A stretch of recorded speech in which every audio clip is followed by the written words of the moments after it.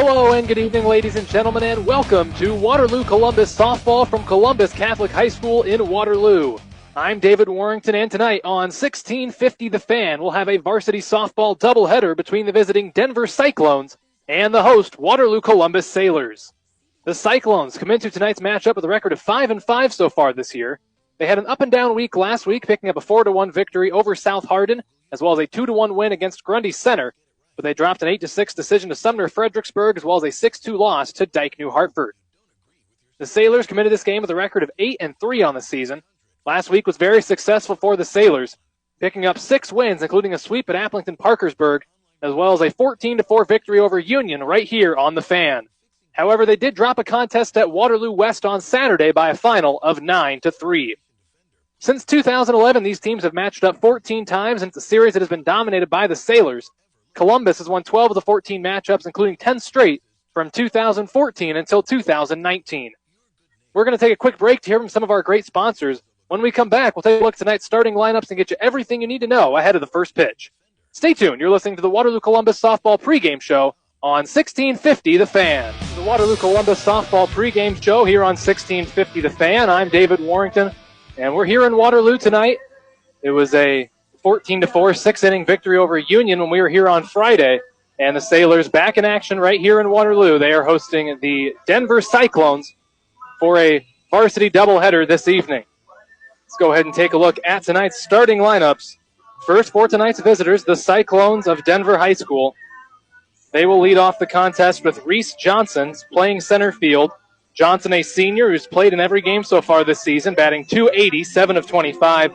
3 RBIs, 3 strikeouts, also the most prolific base stealer on the Cyclone softball team with 3 steals on 3 attempts. Batting second for Denver will be the first baseman. That's Avery Ford.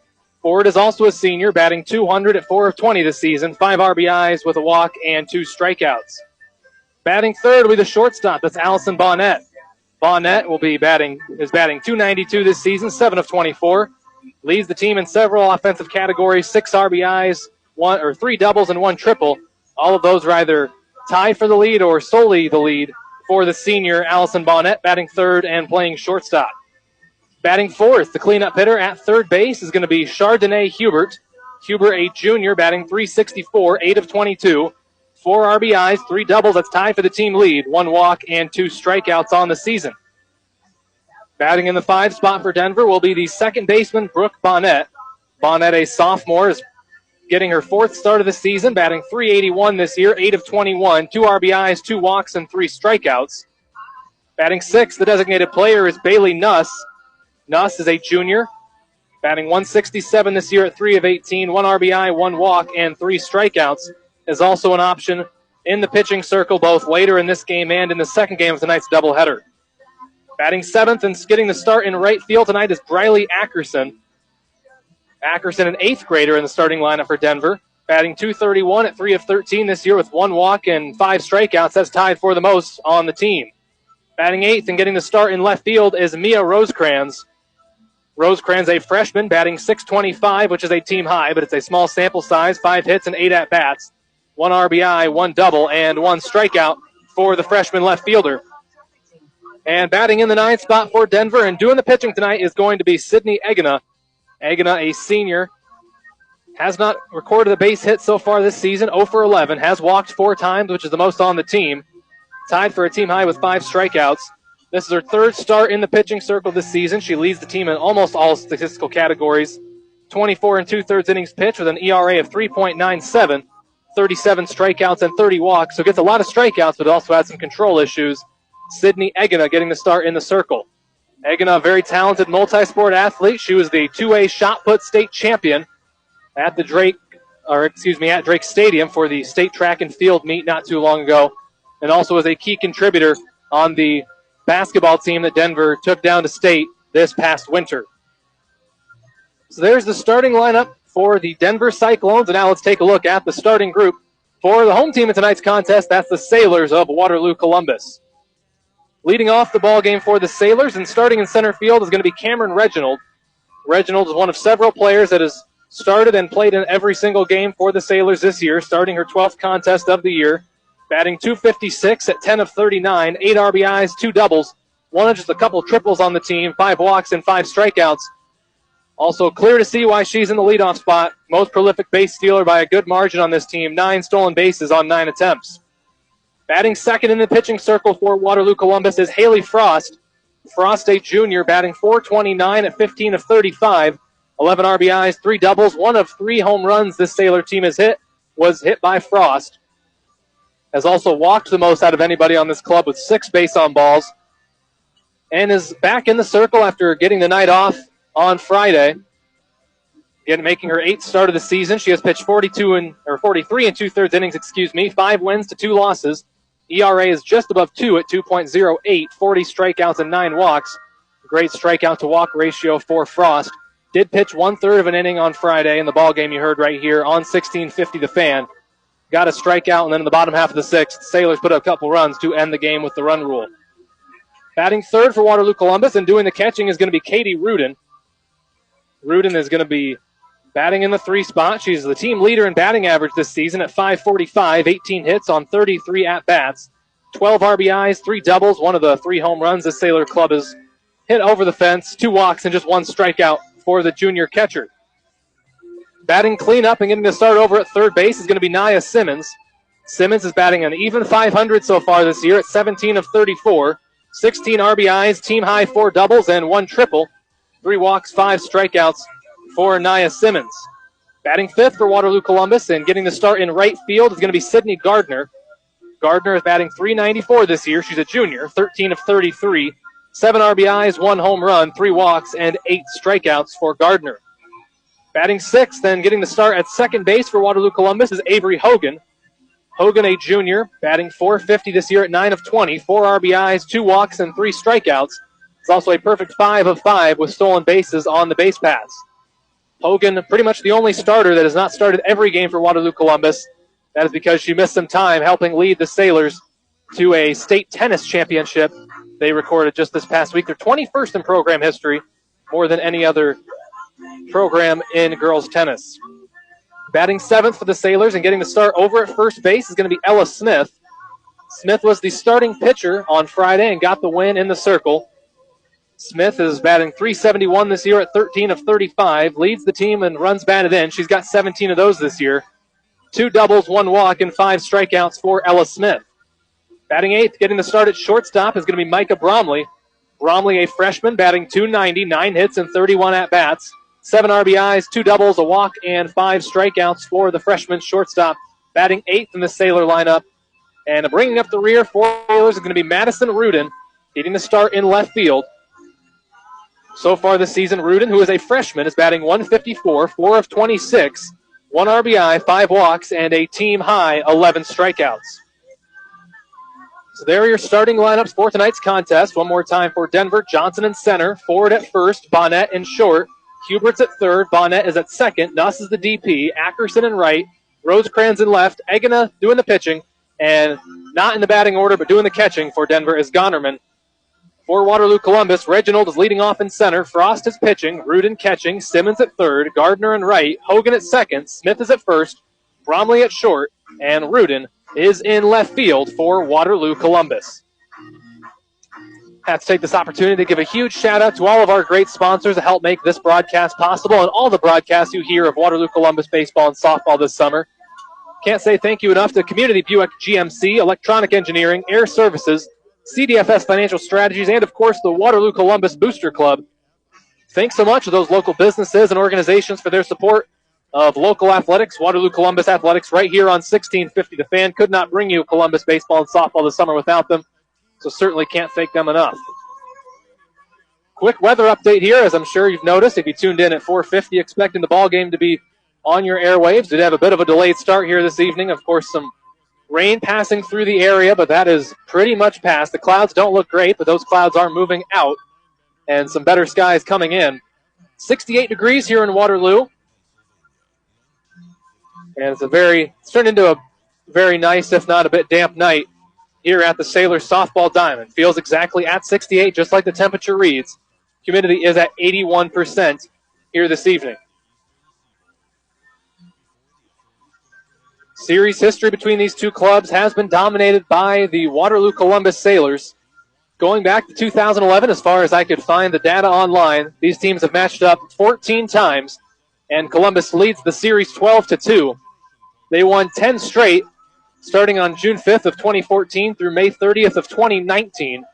It was 10 straight victories for the Sailors. The closest game in that series was way back in 2014, a 2-1 Sailor win. Largest win coming in May of 2019, 18-3 decision in favor of Waterloo Columbus. Last year, these teams played a doubleheader, and Columbus got the sweep, 2-0 in the opener, and they won it 6-3 in the nightcap of that doubleheader between the Cyclones and the Sailors. Looking at the uniforms for both clubs, Waterloo Columbus wearing their all-black uniforms here at home, white numerals and trim, as well as black socks with the white trim. Denver wearing their yellow visiting uniforms with maroon trim, white numerals on those jerseys, as well as black pants and all black socks for the Cyclones of Denver High School. Both teams have completed their infield now. The coaches for both clubs are going to quickly chat with the umpires. It's Chris Olmstead, head coach for the Waterloo Columbus Sailors, and Danny Gordon, head coach for the Cyclones of Denver High School. Sailor fans, don't forget to tune in this Thursday as well. Sailors are back here at Waterloo Columbus Catholic High School, and I'll be here as well as the Sailors host the Applington-Parkersburg Falcons, a 7 o'clock varsity contest coming up this Thursday. So be sure to tune in right here on 1650 The Fan if you can't make it out to Columbus High School. So both coaches at home plate with the two umpires right now, going over the ground rules for tonight's ball game. As I mentioned, tonight's game was supposed to be started about 20 minutes ago or so, but of course the weather resulted in things being pushed back a little ways. Tarps were on the pitching circle and the home plate until about 20 minutes or so ago. The field was not yet chalked, but got to give props to the people taking care of the field here in Waterloo. Looks ready to go, and we are just about ready to go for some varsity softball between the Cyclones and the Sailors. Looking at what both teams did last year, Denver's coming off a season just a couple games above 500. They were 16-14. They went 6-10 in the east side of the North Iowa Cedar League, which was good enough for 6th place. They lost in the 2A regional semifinal back on July 9th. They traveled to Alburnett and fell to the Pirates in a very close ball game, low-scoring game. They lost that one by a final of 1-0. Sailors coming off a very impressive season last year, 28 wins to just 10 losses, 13 wins and 3 losses in the North Iowa Cedar League East. That was a runner-up finish last year in the conference for the Sailors. They lost in the 2A regional semifinal as well back on July 9th of 20 and 21. They lost a home contest to South Hardin. Much higher scoring ball game than the Cyclones had with Alburnett. This one was a final of 9-6. South Hardin moving on to the regional final, and the Sailors ending their season at 28-10. Starters are just about to be introduced here in Waterloo, so we're just a few moments away from opening pitch. We'll have the starters for Denver introduced. The Columbus starters will be introduced. Pre-game prayer and the national anthem, and then we will be ready to go for some North Iowa Cedar League softball between the Denver Cyclones and the Waterloo Columbus Sailors. So now one more time, the starting lineups being introduced here in Denver as we're going to get this contest started right around, I should say, a half hour later than originally anticipated. Again, it's turned into a very pleasant evening here in Waterloo, 68 degrees, very cloudy in the sky, but those nasty-looking clouds are starting to move away, and we should be good to go. There's no rain in the forecast as far as it goes out, so that shouldn't be anything we have to worry about here for this evening. Wind is blowing at 12 miles per hour at the moment. American flag out in center field, blowing from right to left. So not super windy here tonight, but there is a noticeable wind.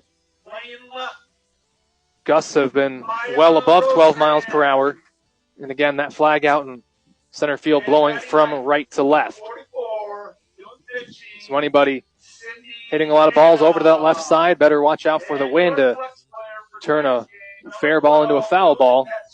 See if that turns into much of something to watch for here tonight. Cyclones have been introduced here in Waterloo. Sailors about to be introduced as well.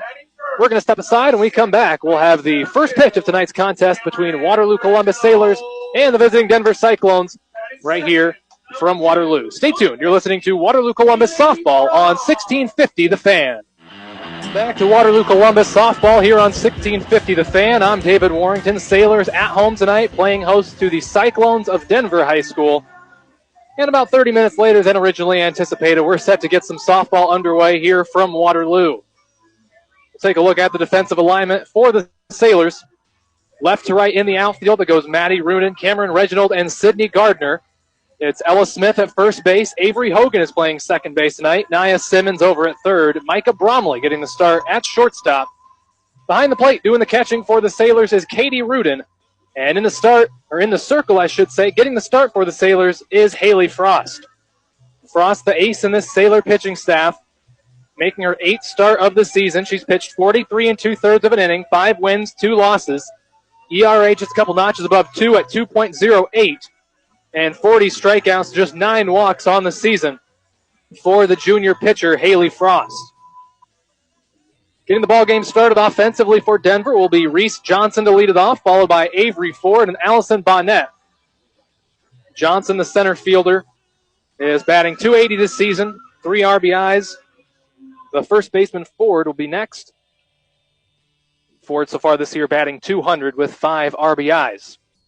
And we're just about to get the ball game underway here from Waterloo as Reese Johnson makes her way over to home plate. Sailor infield break their huddle in the circle, and they'll go to the respective positions. We're ready for some softball here on 1650 The Fan. Umpire checks with both coaches. And we are set to go. Frost goes into her windup. Pitches in there for a called strike. And the ball game gets underway at 5:30 here this evening. First pitch in there for a called strike, and Frost attacking Johnson early. Johnson digs in for the 0-1. Here's the pitch from Frost. Look to bunt, holds back, and does so in time as that pitch misses just high out of the zone for a ball. Evens up the count at 1 ball and 1 strike. Cyclones 500 so far this year at 5-5. Sailors come in 8 wins and 3 losses on the season. Here's a 1-1 pitch. That one gets away from Frost and goes sailing towards the backstop for ball 2. The rain has stopped, but it's still a fairly damp night, so we'll see if that affects the players here tonight, especially the pitchers, who would imagine that would be difficult for. But Frost will regroup. Here comes the 2-1 pitch.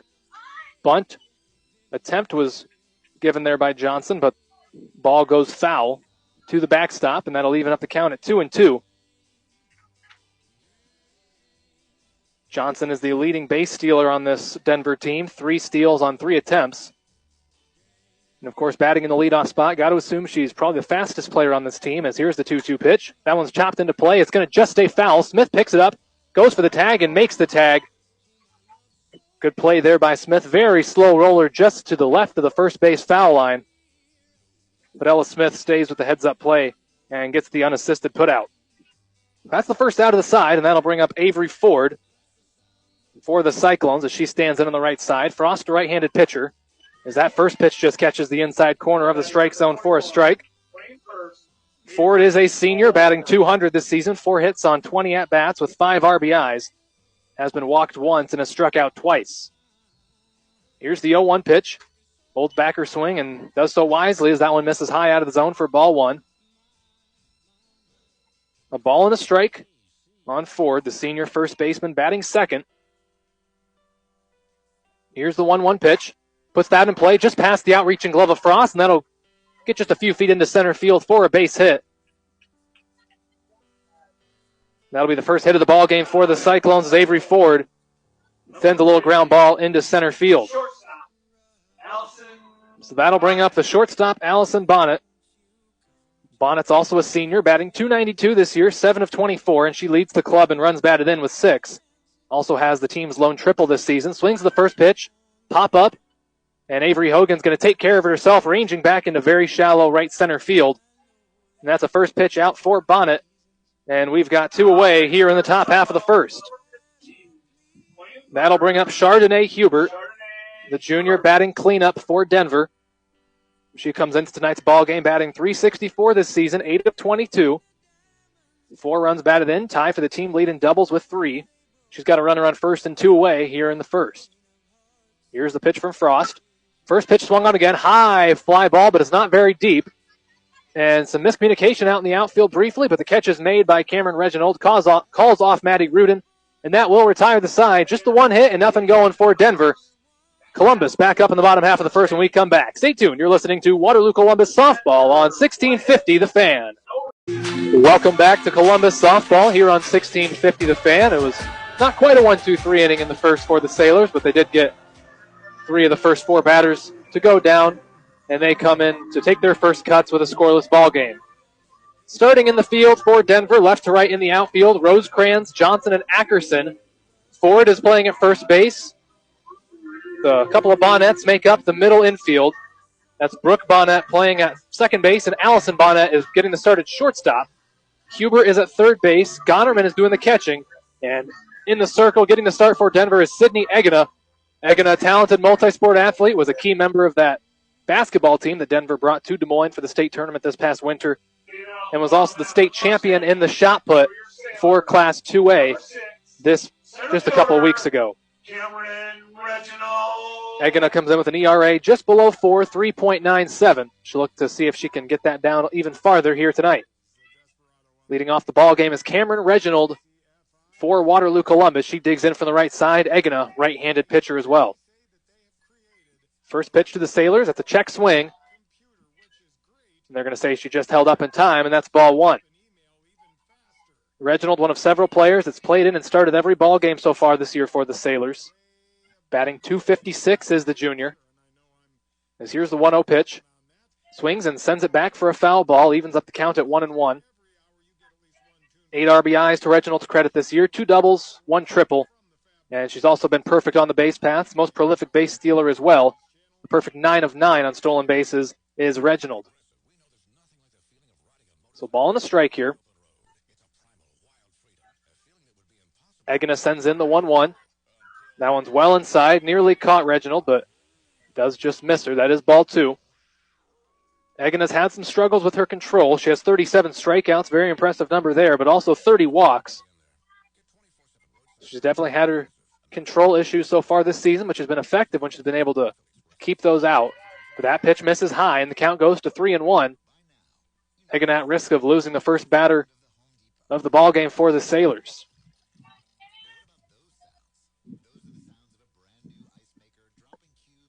Reginald digs in. Egena gets set to send the pitch. Here's the windup. That one's a little pop-up right to second base, and it's caught by Bonnet. Didn't have to take a step, came right to her. And that will be the first out of the side.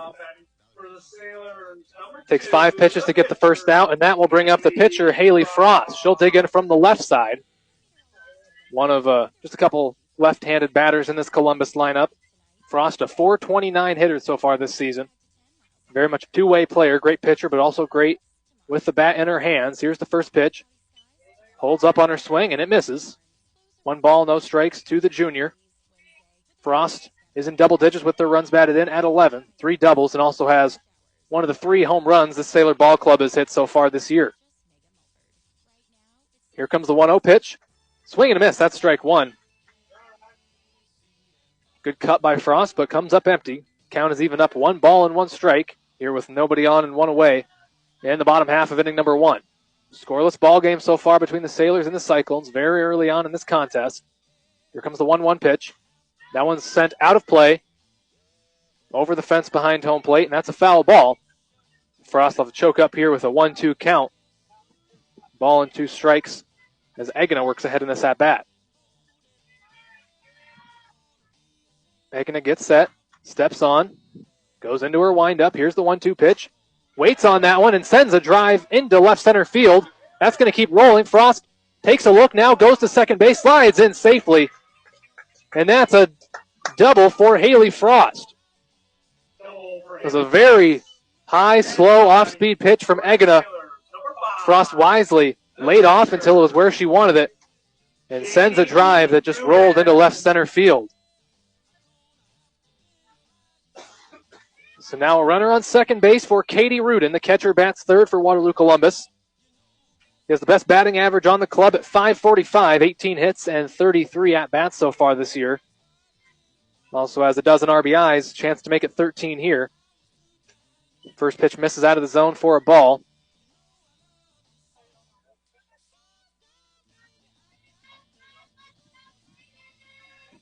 Rudin, 3 doubles and a home run so far this year. Has only gone down on strikes once through the first 11 games of the season. Here comes the 1-0. Swings through that one. There's strike one, a ball and a strike. On the junior catcher, Katie Rudin.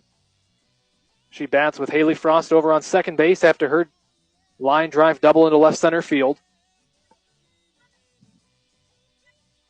Rudin digs in for the 1-1 pitch. Egina comes to the plate. There's a drive into center field. It's forcing Johnson back, but she makes the grab, and Frost has to quickly retreat. She made pretty good progress over to third base, hoping it would drop, but it did not.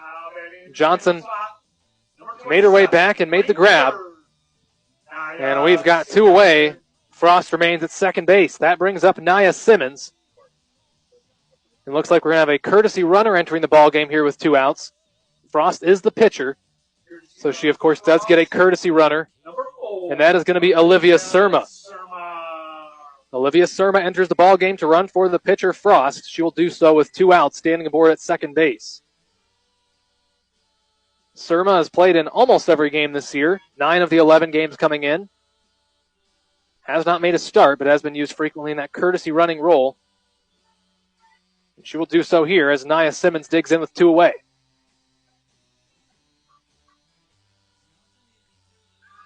Egina steps on. Now comes to the plate.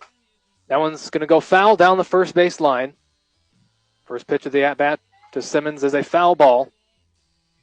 Simmons, a .500 hitter so far this year, 17 of 34, 16 RBIs, a team-high 4 doubles, and also has one of just 2 triples this Sailor team has hit so far this season. Here's the 0-1 pitch. Swing and a miss for strike 2. Very nice cut there from Simmons, but she comes up empty. Count goes to 0-2.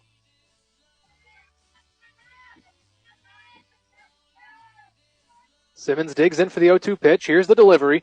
That one's low in the dirt. Surma's going to move up 60 feet. And now Olivia Surma stands aboard at third base after the wild pitch from Sydney Egina. So now the potential go-ahead run here in this scoreless ball game in the first inning stands at third base. Count is 1 ball and 2 strikes for Nia Simmons. Batting from the right side. Here's the pitch. And it's going to be a called strike 3. And Simmons goes down looking to retire the side. So just the 1 hit for Waterloo Columbus in their half of the first inning. And we are scoreless as we head to the second inning here in Waterloo. Stay tuned. You're listening to Waterloo Columbus Softball on 1650 The Fan. Both teams have now gone to bat, and we're scoreless as we work our way towards the top of the second inning.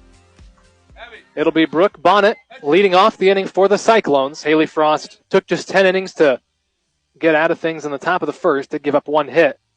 Otherwise, was smooth sailing. That first pitch is swung on. That's a high pop fly, but it's going to get out of play. Down the first base line towards right field. That's a foul ball. 4 strike 1. These Cyclone hitters have been very aggressive so far in this contest. They're not afraid to go after the first pitch they see, as we just saw there from Bonnet. No balls and a strike. So here's the pitch from Frost. That one's put into play. Hogan trying to get there, but you can't get there in time, and that's going to be a base hit. Slow roller into center field. And that's a leadoff base hit for Brooke Bonnet. That'll bring up Bailey Nuss for Denver. She bats 6. She's the designated player here today, not playing in the field, but will bat. And she will take her first cuts with the runner over on first base. Nobody out here in the top half of inning number 2. Frost comes home. That one's put in play just past the outreaching glove of Nia Simmons. That'll get into left field. And the first 2 runners, or the first 2 batters of the inning, I should say, are aboard. That one, again, a slow little roller, but Simmons was playing in at third base, and it just got past the right of her outstretched glove. So Nuss is aboard at first, Bonnet at second base. And that'll bring up the right fielder, Briley Ackerson. Ackerson, an 8th grader, getting the start for Denver. She'll bat with a couple runners on. Swings at the first one. It's a foul ball. Pitch was well inside. No balls and a strike on the 8th grader. Ackerson batting .231 this year, 3 base hits in her 13 at-bats, 1 walk and 5 strikeouts, which is tied for most on the team. Big spot for her here with nobody out and 2 on. Here's the 0-1 pitch. Swings through that one as well, and it's strike 2. That one also a little bit inside. Frost, very talented pitcher, knows how to place her spots. Frost gets set, and here comes the 0-2 pitch. Now it's in the dirt, gets behind Rudin, and everybody's going to move up 60 feet. As that's a ball. So now 2 runners in scoring position. Bonnet moves up to third, and Nuss moves up to second base.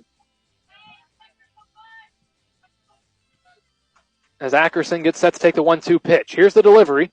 Puts it in play, gets past the glove of Frost, fielded by Hogan. Throw over to first is in time. So that will be the first out of the side, but that does score a run.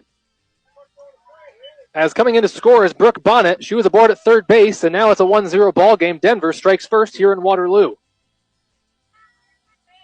Nothing Hogan could do there, as she was never going to get Bonnet on that play. Takes the run for the out as that first pitch is fouled off. Batter now for the Cyclones is Mia Rosecrans. Very small sample size for her so far this season, but she does have the highest batting average of the team at .625, 5 of 8 so far this season for the freshman. Swings through that pitch for a strike. Count moves to no balls and 2 strikes. As Frost will see if she can get out of the inning without any further damage. Frost looks at the plate. Here's the 0-2 pitch.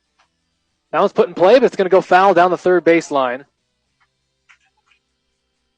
Simmons barehands it, but it was well past that foul line. Count will remain at 0-2. So we'll try the 0-2 pitch once again. Here's the delivery from Frost. That one misses outside. Rosecrans. Correction, that'll be a called strike 3. Pitch did just catch the outside zone, and that will be the second out of the side. So a big strikeout there for Haley Frost. Now just needs 1 more out to get out of the inning. Sydney Egena, 9-hole hitter for Denver, digs in. Swings through the first pitch for a strike. She has yet to get a hit on the season, at least through games entered online as of broadcast time. Egena 0-for-11 entering play today. Here's the 0-1 pitch. Swing and a miss. That's strike 2. And Frost quickly works ahead. No balls and 2 strikes. Nuss still stands aboard at third base. 1 already in here in the top of the second. Here's the 0-2 pitch. Egena watches that one. It's in there for a called strike 3, and that will retire the side. So no further damage. But Denver does strike first. They bring 1 runner across, and they lead at 1-0 heading to the bottom of the second. Stay tuned. You're listening to Waterloo Columbus Softball on 1650 The Fan. The Cyclones strike first. They put 1 across in the top half of inning number 2. And the Sailors will look to see if they can get the bats going here in the bottom half of the second inning. Sailors managed 1 hit via the double from Haley Frost back in the first inning. Couldn't get anything going beyond that. As it'll be Sydney Gardner, the 5-hole hitter, digging in to begin the inning for the Sailors. Gardner playing right field tonight. She'll bat from the right side to begin the inning.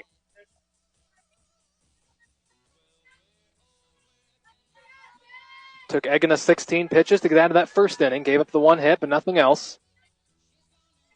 Here's the first pitch of the inning. That ball is going to miss outside. 1 ball, no strike to Gardner. Gardner batting .394 this season at 13 of 33, 7 RBIs, and does have one of the 3 home runs the Sailors have hit so far this season. Here's the 1-0. That ball's going to miss low in the dirt for ball 2. Gardner puts herself in a hitter's count early. 2 balls, no strikes.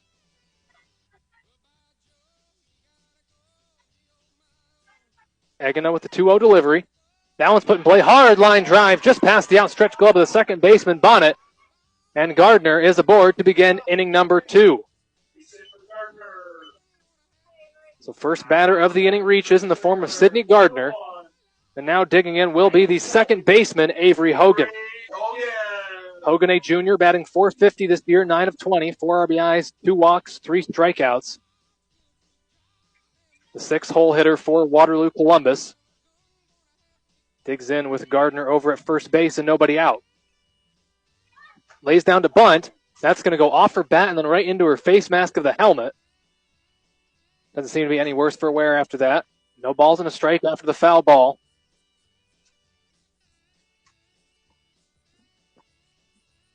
Hogan trying to get Gardner over to second base. That pitch was a little off where she expected it to be. No balls and a strike to count. Here's the pitch from Egna. Watches that one and it misses the zone for a ball.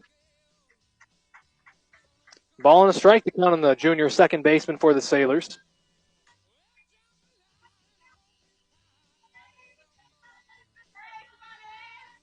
Here's the 1-1 pitch. Squares the bunt, pulls back. It's going to be, they're going to say she didn't pull back in time. And Coach Olmsted doesn't like that one. He's going to take a few steps and have a conversation. Of course, not much you can say. The call was made. But it did seem she clearly got it back in time. But nonetheless, it is a call. It is called as her not getting the bunt pulled back in time. And despite the ball being out of the zone, that'll be considered a swinging strike 2. So ball and 2 strikes on Hogan. Here's the pitch. That one's in the dirt. And that's ball 2. Count is 2-2. Hogan lays off of that one low. Now she'll fight to stay alive here with 2 outs in the inning. 2 strikes. No outs here in the second inning. Here's the 2-2 pitch. Goes out and gets that one. She's going to try to hustle down to first base. And the play is just barely made. Bonnet took a bad path to the softball, but did recover in time to make the play. But now moving up to second base is Gardner, and we've got one away here in inning number 2. Find a hole. That'll bring up Ella Smith, getting to start at first base this evening. Digs in with Gardner aboard at second base. Her team trailing this one 1-0. That pitch gets away, and Gardner is going to have no problem heading down to third base. Bring it in now. That pitch was well over the head of the catcher, Malia Gonnerman. Wild pitch for Egina puts the tying run at third base.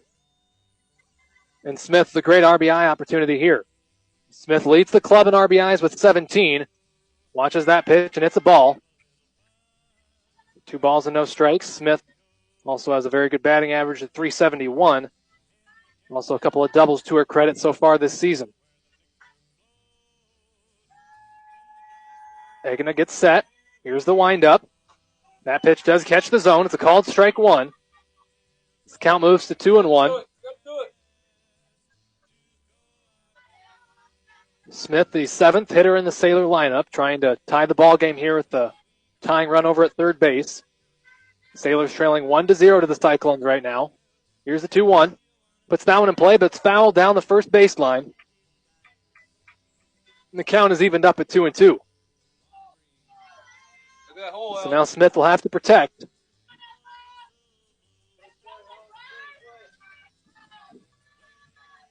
Egina takes her time. Now she steps on. Goes into her windup. Here's the pitch. That one's fouled off as well. Good job by Smith of staying alive in the at-bat. Now she'll look to see if she can square one up and drive one somewhere. That would tie the ball game. 2 balls and 2 strikes. Here's the pitch from Egina. That one is low in the dirt. Gardner's going to come home, and she will make it standing up. And the second wild pitch of the at-bat ties the ball game. Gardner comes home on the wild pitch, and the Sailors have knotted the ball game up. It is 1-1. The count has also moved full. It is now 3-2. So a full count here for Ella Smith. Just the 1 out in the inning. Here's the payoff pitch. Swing and a miss. That's strike 3. And that is the second out of the side. That'll bring up Micah Bromley. Bromley, the freshman shortstop, batting 8th. Batting .290 this season, 9 hits and 31 at-bats, 7 RBIs and a couple of doubles as well. She'll dig in from the right side with nobody on and 2 outs. Already one in this inning for the Sailors via a couple of wild pitches. Bromley holds back on one high out of the zone. That's ball 1. 1 ball and no strikes to count. Bromley digs in and Egina steps on. Here's the 1-0 pitch. Holds back on that one as well, and it misses well outside of the zone. Gonerman has to get out of her crouch behind the plate to keep that one from going to the backstop. Of course, nobody on wouldn't be a disaster if it went to the backstop, but nonetheless. 2 balls, no strikes for Bromley. Here's the pitch. Pops that one up, and it's going to be called by Chardonnay Hubert. The third baseman makes the play, and that will retire the side, but not before the Sailors get this ball game knotted up. We're tied at 1-1 through 2 innings of softball. Stay tuned. You're listening to Waterloo Columbus Softball on 1650 The Fan. Welcome back to Sailors Softball here from Waterloo. We've made it to the top of the third, and we're all knotted up, 1 apiece, after Cyclones took the lead in the top half of the second, and the Sailors came right back and tied the ball game up in the bottom half. We're back to the top of the order for the Cyclones, and it'll be Reese Johnson leading off inning number 3. She digs in, and Haley Frost sends in the first pitch.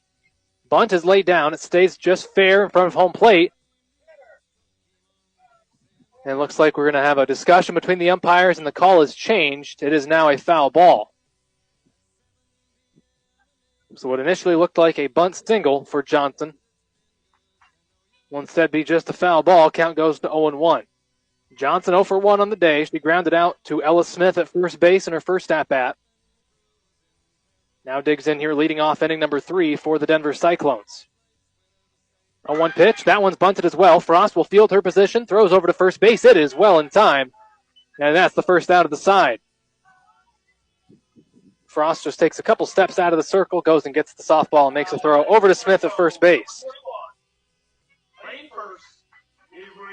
So 2 pitches and 1 out so far in this inning for the Sailors, and that'll bring in Avery Ford. First pitch is inside for a ball. Ford is 1 for 1 so far on the day. She hit a hard grounder into center field for the lone base hit of inning number 1 for Denver. Now she'll dig in the same situation she found herself back in the first. Nobody on and 1 out. That pitch is also inside, and she lets it go past. Count moves to 2-0.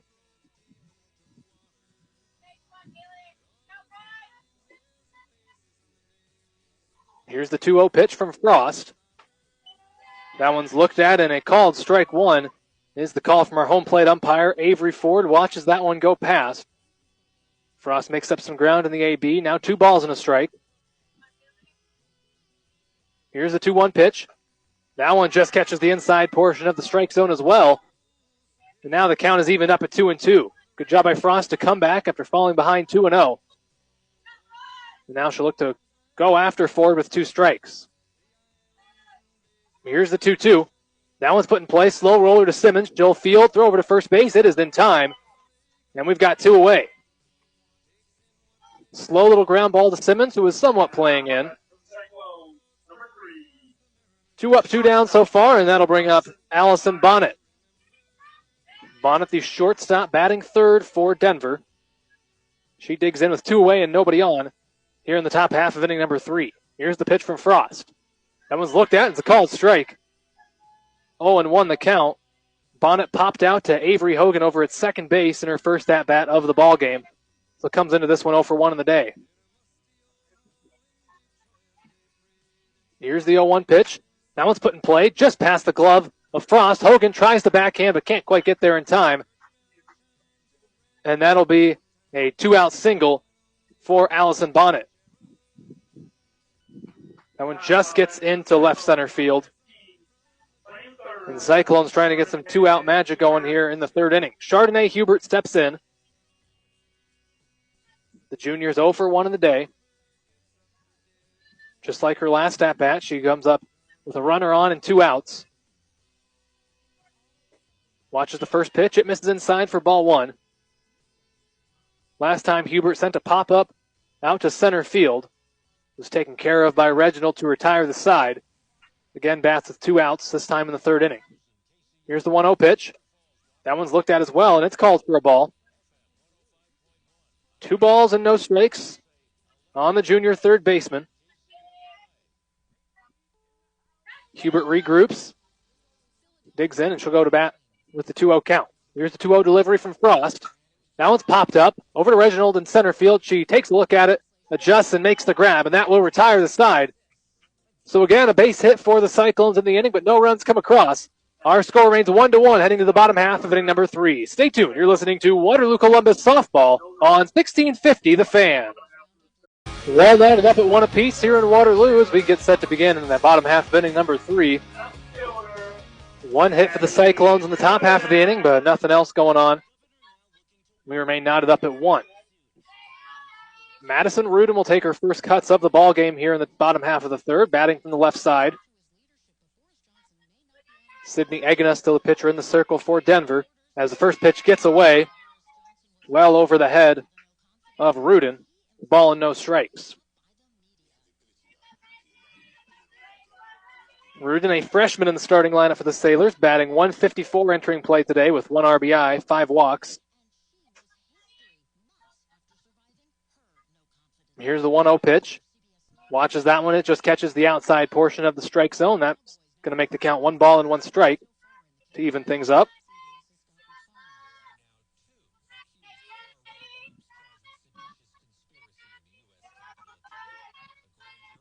Here's the 1-1 pitch to Egina, or from Egina, I should say, and that one also catches the outside portion of the zone. That's strike 2. A ball and 2 strikes on the freshman left fielder.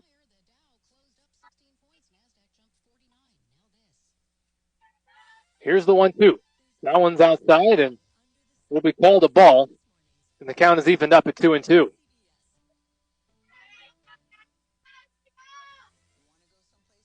Rudin digs in for the 2-2 pitch. Egina steps on. Goes into her windup. That one misses high out of the zone, and Rudin has worked the count full. 3 balls and 2 strikes for Maddie Rudin. Trying to get on any way she can here to lead off the bottom half of inning number 3. Here comes the 3-2 pitch. Swing and a miss, that's strike 3. And Rudin goes down on strikes to begin the inning. We return to the top of the Sailor batting order now as Cameron Reginald will bat with 1 away. Cam Reginald digs in here, waiting the pitch from Egina. Reginald 0 for 1 so far today. Here's the pitch. That one's sent into the fence. That's a foul ball. Reginald 0 for 1 so far today. She popped out to second base in her first at-bat.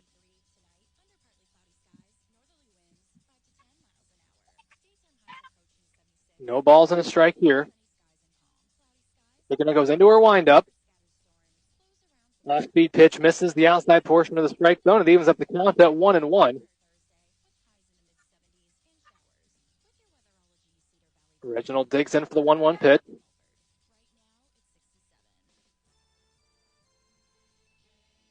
Here's the delivery from Egina. Where's the bunt? Bunt is laid down, but it goes foul right back to the catcher, Gunnerman. And that'll bring it to a 2-strike count. 1 ball and 2 strikes for Reginald. Tried to use her speed to get on base, but the ball didn't quite go far enough. Went foul. Back towards home plate. Here's the 1-2. That one's in the dirt. That'll even up the count. 2 balls and 2 strikes now is the count.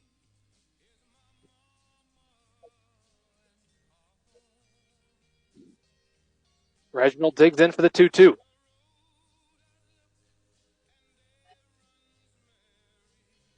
Here's the pitch from Egina. That one misses just out of the zone, and the count is full. Sailors doing a good job of making Egina throw plenty of pitches here so far this inning. back-to-back full counts to begin the inning for Waterloo Columbus. Reginald digs in for the payoff pitch. Here's the delivery from Egina. That one just misses. Good eye from Reginald, and she'll take the free pass down to first base. That'll bring up Haley Frost, the runner on first in the form of Cameron Reginald, and one away here in the bottom of the third. It's important to note Reginald, arguably the speediest player on this Sailor team, 9 of 9 on stolen bases so far this season.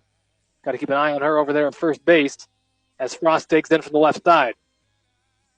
Here's the pitch, and sure enough, Reginald is going, and the ball gets away from the catcher.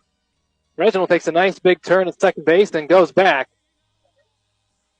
She was running anyways, and after the ball gets away, there was no question she was going to make it to second. The only question was if she was going to try to stretch it to third. She did not, but nonetheless stands aboard at second base. The ball and no strikes on Frost. She had that line drive double into left center field back in the first inning. Does have a runner on base this time. Gets a piece of that one to the same spot. It's in the air, but it's going to be caught by Rosecrans out there in left field. And that is the second out of the side. Pretty good piece of hitting there from Frost, but pretty much right out the left fielder, Mia Rosecrans. And we've got 2 down. Reginald still aboard at second base, and in steps the catcher, Katie Rudin. As I touched on, Rudin, the leader in batting average on this club, entering play at .545. She'll try to see if she can give the Sailors the lead here with 2 outs and a runner over in scoring position on second base. Watches the first pitch. And now we got to play at third base. And in time is Reginald. Great slide to get there. I think she thought it was going to get away from Goddard, and she really had some trouble getting it in, but it didn't.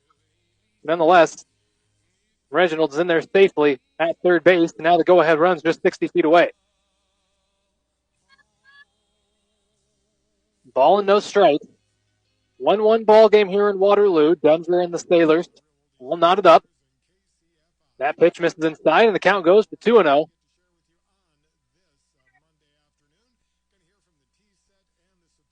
2 balls and no strikes is the count for Katie Rudin. Cameron Reginald over at third base. 2 outs here in the bottom of the third.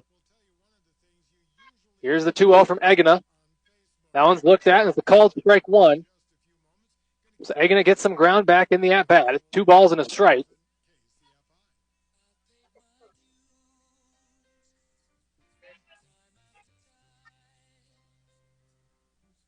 Here comes the 2-1 from Egina. That one's popped up in the air, but it's going to go well out of play back towards the baseball diamonds. That's a foul ball. 2 balls and 2 strikes is the count now. After starting at 2-0, Egina has fought her way back and was evened it up at 2-2. Rudin trying to give the Sailors their first lead of the contest. Here's the 2-2 pitch. That one's put into play. Slow roller, fielded by Hubert at third base. Throw is in time, and that will end the inning. And Reginald will not come in to score as we will head to inning number 4 in a 1-1 ball game between the Sailors and the Cyclones. Stay tuned. You're listening to Waterloo Columbus Softball on 1650 The Fan.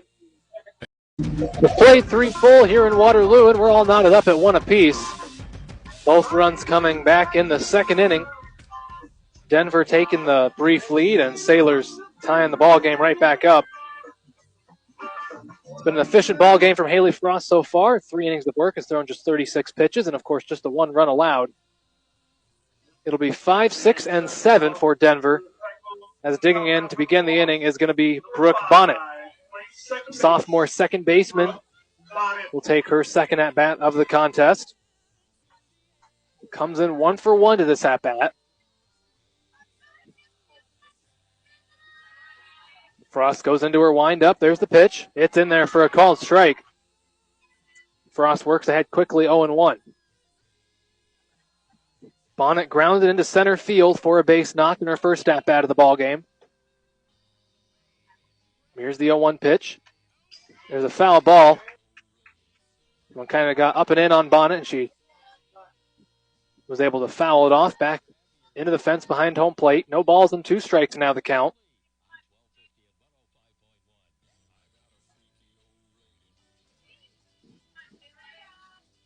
Here comes the 0-2 pitch from Frost. That one's in the dirt. That's a ball. Looks like it slipped out of the hand of Haley Frost there. Still ahead in the at-bat. 1 ball and 2 strikes is the count. 4 hits, 1 run so far allowed from Frost. That run was unearned as that one's reached at and fouled back by Bonnet.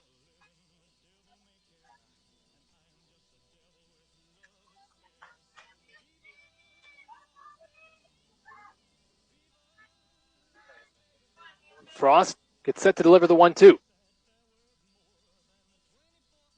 Here's the pitch from Frost. That one's put into play, and there's the second base knock of the contest for Brooke Bonnet. As there's a hard ground ball into center field. Reginald gloves it and throws it back into the infield. And there's a leadoff ground ball for the Cyclones. That'll bring up the DP in this Cyclone lineup. It's Bailey Nuss, the designated player, batting 6th.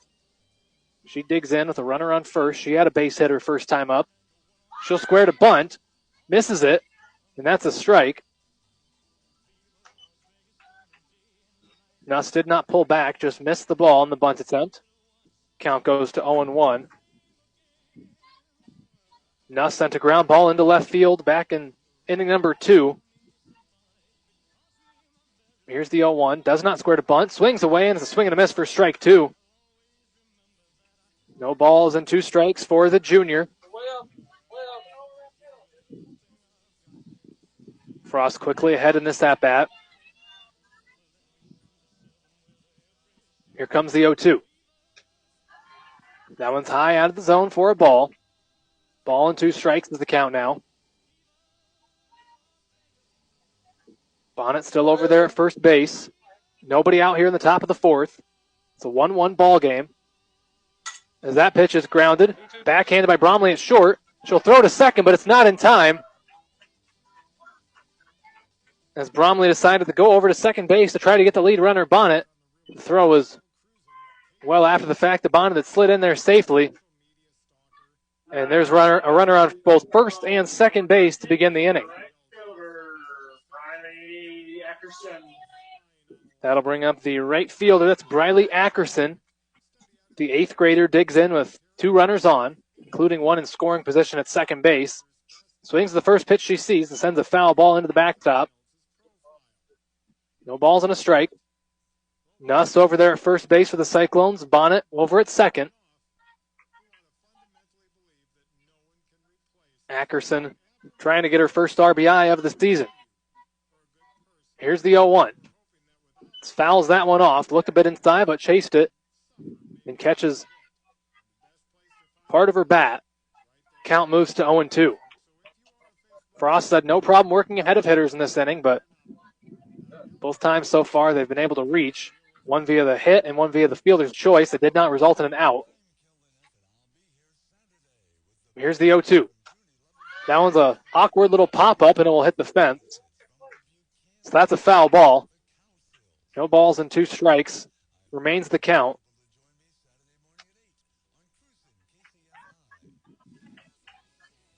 Ackerson will dig in and try to stay alive. Count still no balls and 2 strikes. Here comes the 0-2 from Frost. That one's also fouled out of play, right back towards the press box. Count stays at 0-2.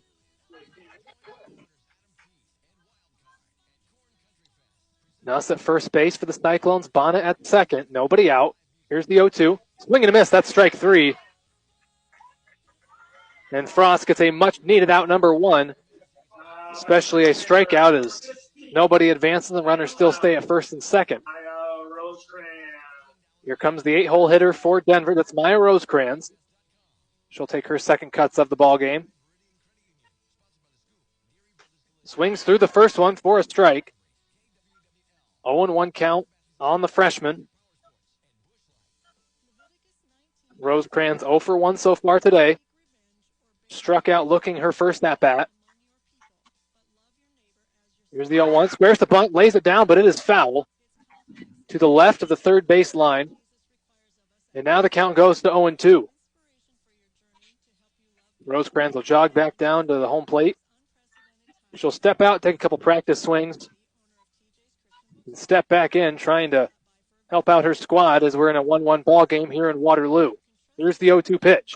Swing and a miss. That's back-to-back strikeouts for Haley Frost, and she needed them. Quickly, the situation shifts from first and second with nobody out to first and second with 2 outs. And we've reached the bottom of the batting order for the Denver Cyclones once again. Sydney Egina digs in, trying to put the Cyclones on top. That one misses inside. Egina has to back out of the way of it. Egina, the starting pitcher for Denver, trying to help out her own cause in this 1-1 ball game. Here's the 1-0. That one misses outside. 2 balls and no strikes with 2 away and 2 on here in inning number 4. Columbus and Denver tied up at 1 apiece. Very competitive, well-played ball game so far. That pitch also misses. So Frost quickly at risk of losing Egina here. 3 balls and no strikes. Egina digs in. We'll see if the take sign is on or if she's willing to swing away here at the 3-0 count. Here's the pitch. Holds back, and it is. They call a strike. Really nice spot from Frost that time. That catches the strike zone. Avoids losing Egina on that pitch. Count moves to 3-1.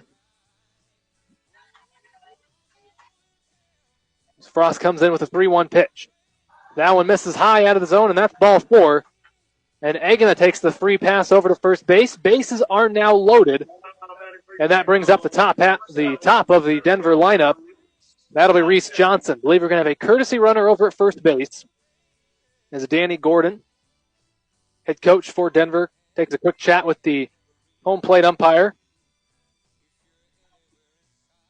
And that will be Allison Sessler entering the ball game to run the bases for the pitcher, Egina. Sessler doing the courtesy running. The junior is playing in just her 4th ball game of the season. And she is aboard at first base. Bases loaded, 2 outs for Denver. Frost trying to get out of it. The leadoff hitter, Reese Johnson, stands in. First pitch of the AB is swung on. One hopper over to Hogan at second base. Fields throws and gets out of the jam. Wasn't a very pretty inning if you're a Sailor fan, but they do get out of it unscathed as our score remains tied at 1-1. And we're heading to the bottom half of inning number 4. Stay tuned. You're listening to Waterloo Columbus Softball on 1650 The Fan. It's a 1-1 ball game here in Waterloo as the Sailors and Cyclones are knotted up at 1 apiece.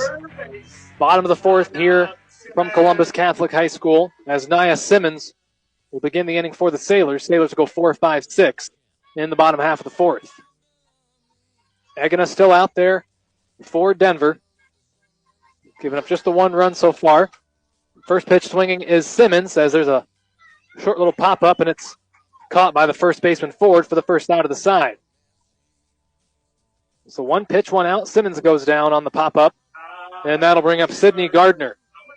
The right fielder's 1 for 1 in the day. Had a line drive single into right field in her first AB.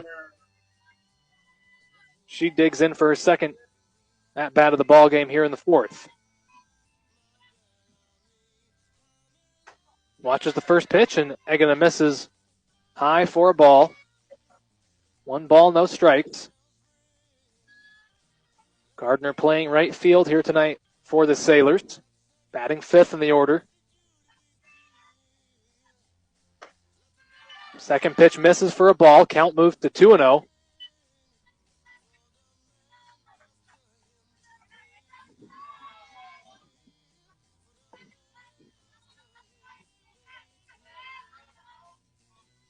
Gardner trying to make it back-to-back base hits to begin the ball game for herself.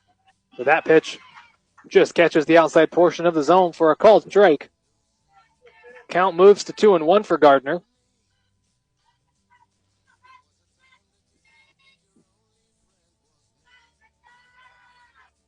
Here's the 2-1. There's a 1 hopper over to Hubert at third base. Makes the long throw, and it is in time. Great play by the third baseman, Chardonnay Hubert. And that'll be the second out of the side. Well hit ball from Gardner, right at the third baseman. And we've got 2 away. That brings up Avery Hogan, second baseman, batting 6th for Waterloo Columbus. She digs in with the bases empty and 2 away here in the 4th.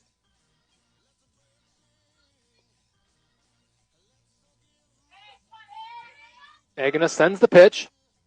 It's watched, and Hogan called for a strike. The throw back to Agana gets away for a moment, but she tracks it down. Hogan's 0 for 1 in the day so far. Grounded out to second base in her first at-bat. Here's the 0-1.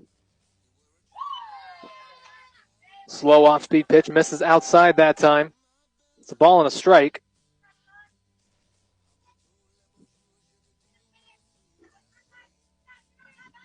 Hogan digs in. Agana steps on and gets set to deliver. Here's the 1-1 pitch. That one's sent right back to Agana. Fields throws over to first base. It is in time, and it's a 1-2-3 inning for the Sailors. So we remain all knotted up at 1 apiece through 4 innings of softball. Top of the 5th coming up next. Stay tuned. You're listening to Waterloo Columbus Softball on 1650 The Fan. Played 4 full here in Waterloo, and it's no closer than we had when we began. Still a tie ball game. 1-1 is the score. No separation between these two teams. It's been tied at 1-1 since the second inning. Haley Frost still in the circle for the Sailors. First 4 innings of work has given up just the 1 run as she begins her 5th inning in the circle. Avery Ford in to begin the inning for the Cyclones as she watches the first pitch, and it is called for a strike. Ford's 1 for 2 on the day. She had a ground ball single to center field, and then she grounded out to Simmons over at third base. She will lead off the top half of the 5th here. Here's the 0-1. That one's driven into short center field, and a charging play is made by Reginald. Had to make up quite the distance from her spot in center field to make the grab just a couple steps off the infield dirt. But makes the grab, and that's the first out of the side. That'll bring up Allison Bonnet for Denver.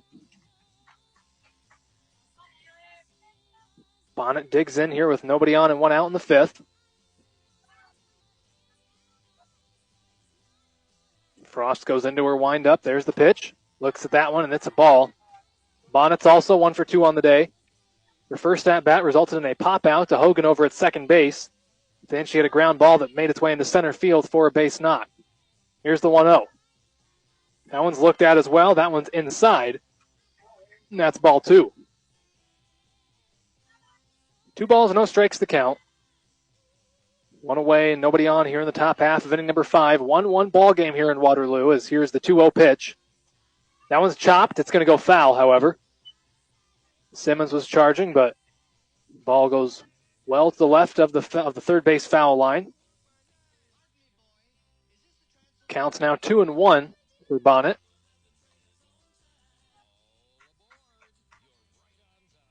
Here's the 2-1 pitch.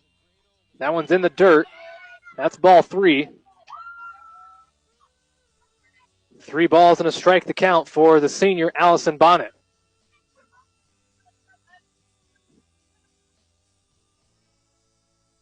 Here's the 3-1 from Frost. Now it's sent right back to Frost. She gloves, takes her time, throws over to first base. That is in plenty of time. And we've got 2 away. Good comeback pitch there from Frost to get the swing, field the ground ball, and throw over to first base. We've got 2 away here in the top of the 5th. As the third baseman, Chardonnay Hubert, will bat. She made a very nice play in the bottom of the 4th, last half inning, to save a potential base runner. Now she digs in with 2 away. Swings the first pitch, pop up and foul ground. It'll be caught by Nia Simmons. And a very quick 1-2-3 half inning. As we go to the bottom of the 5th, still knotted up at 1 apiece here in Waterloo. Stay tuned. You're listening to Waterloo Columbus Softball on 1650 The Fan. We're still knotted up at 1 here in Waterloo. Denver and the Sailors of Waterloo Columbus playing what is the first game of a doubleheader at the varsity level here tonight. Sailors will bat here in the bottom of the 5th. They go 7-8-9, and Ella Smith will get the Sailors started. Sydney Egena still in the circle for Denver. Through 4 innings of work has given up just the 1 run.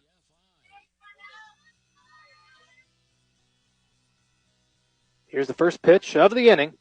That one's low, nearly caught Smith on the feet, but it didn't miss. That is a ball nonetheless. 1-0 the count. Smith 0 for 1 so far today.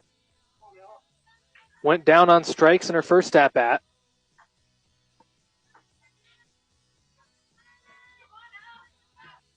Agena steps on. Takes her time, now goes into her windup. Smith gets a good piece of that one, but it's fouled back.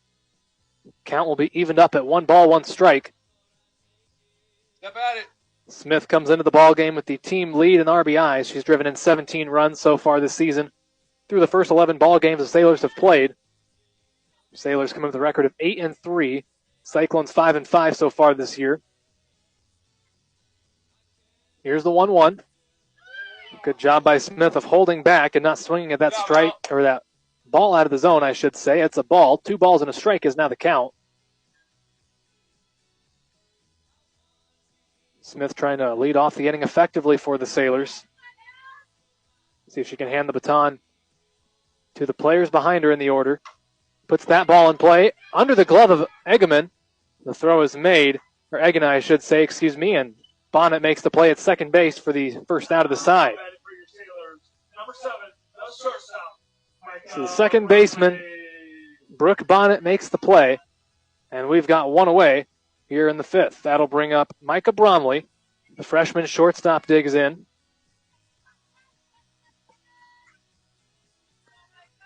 It's been quiet offensively here for quite some time. Just 1 run for each team, both coming in the 2nd inning. That first pitch misses for a ball. Bromley's 0 for 1 of the day. She popped out to the 3rd baseman, Hubert, in her first at-bat. Now trying to make something happen here in the 5th. Egena steps on. Now the delivery.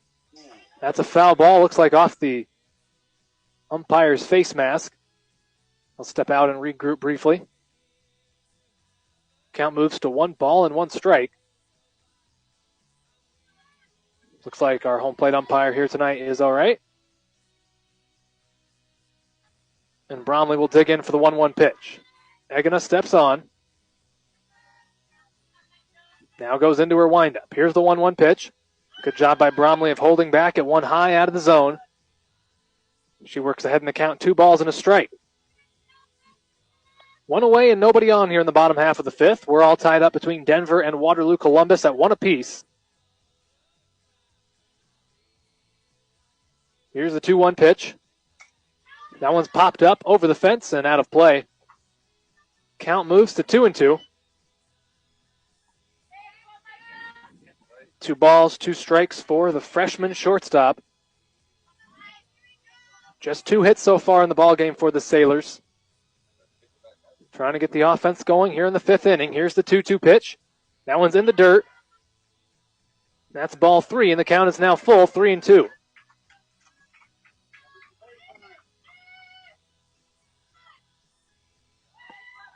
Three balls, 2 strikes. Bromley trying to get on base and get something happening for this Columbus offense. Offense is usually very good, has been pretty quiet here so far in this game. Megan has done a very nice job in the circle. Here's the 3-2 pitch. There's a nice drive out towards left field. That'll get down. It one-hops the fence. Bromley takes the turn. She's heading into second base, and she's got could have been a stand-up double. Looks like she kind of slid in there awkwardly, but I think she's all right. Nonetheless, a very nice hard-hit line drive double into left center field. And that might just be the jolt this Waterloo Columbus offense needed. Puts a runner on second base with 1 out here in the bottom half of the 5th. We have reached the bottom of the batting order for Columbus. This is Maddie Rudin, who will dig in from the left side.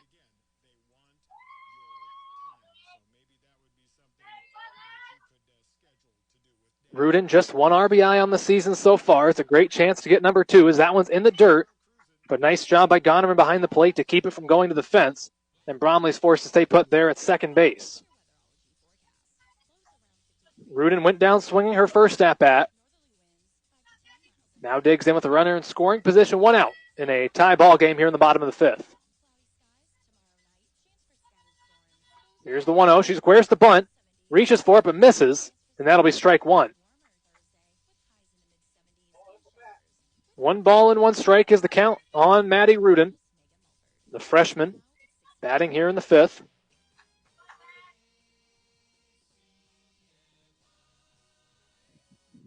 Here's the pitch. She watches that one, did not square to bunt. And that one misses outside for ball 2. 2 balls and 1 strike. Egina, who came into the ball game with some serious control issues, has only issued 1 free pass so far tonight. Had 30 walks, just 37 strikeouts coming in. She's done better with that tonight, but that one misses outside. And now the count moves to 3-1.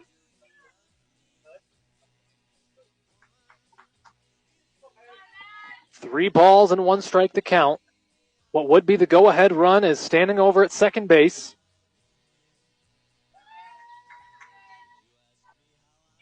Here comes the 3-1. That one misses inside. That's ball 4. And just as I talk about how Egina's done a better job with her control, she does issue their second free pass of the night. And that brings the Sailors back to the top of the order. Cameron Reginald digs in. Runners on first and second for the Sailors. 1 out here in the 5th.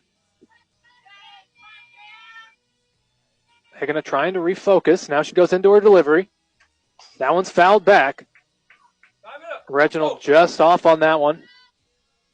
Fouls it back into the fence. Pretty good speed on the base paths at the moment for the Sailors, with Maddie Rudin at first base, Micah Bromley at second, and the very speedy Cameron Reginald batting here with 1 away. Here's the 0-1. That one's low in the dirt, and that's ball 1. Evens the count at 1-1. Reginald is 0 for 1 in the day so far. She popped out to second base, and then she drew the only other free pass that Egina has allowed so far in this contest. Here's the 1-1. That one's also in the dirt. It gets away, and everybody's going to move up 60 feet. Now there's 2 in scoring position for Waterloo Columbus. 2 balls and a strike. Bromley's at third base now, and Rudin is now at second. The go-ahead run is just 60 feet away here with 1 out. 2 balls and a strike to count on Reginald. Egina trying to regroup. She steps on. Takes a deep breath. Now she goes into her windup. That one's driven up into the air. Bromley's going to tag up, but it's not going to leave the infield, and that will be the second out of the side. Catch made at second base by Brooke Bonnet, and now we've got 2 away. That brings up Haley Frost. Not a bad player to have the bat in her hands in this situation.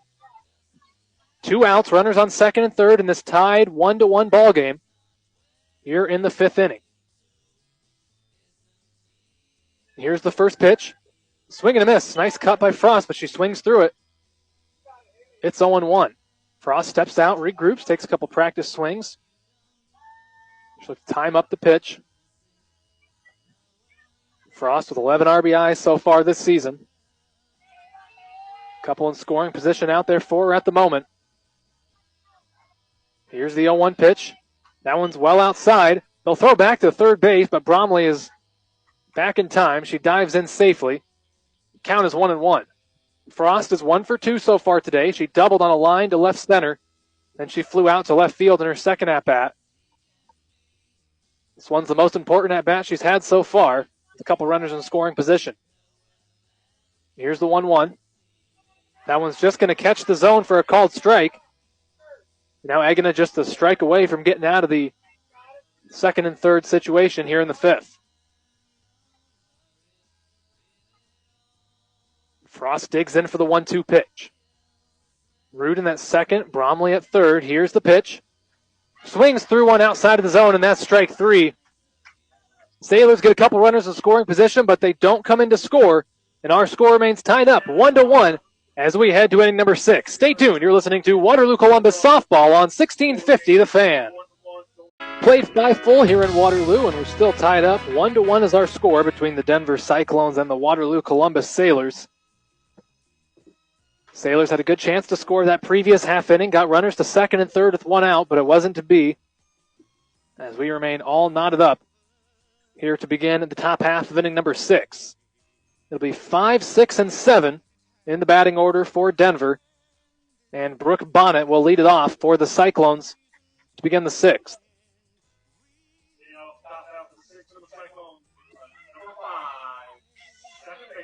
Very much a pitching duel here tonight so far between Haley Frost and Sydney Egina. Both have given up just 1 run. Neither team has scored since the second inning when both managed 1 run in their respective halves of the inning. Sun finally starting to creep out beyond the clouds here in Waterloo as first pitch from Frost misses in the dirt for a ball. Of course, we had some rain in the area for several hours this afternoon, but moved out just in time for us to get the game underway about a half hour late at around 5:30. That pitch is also in the dirt for a ball. 2 balls, no strikes, now the count.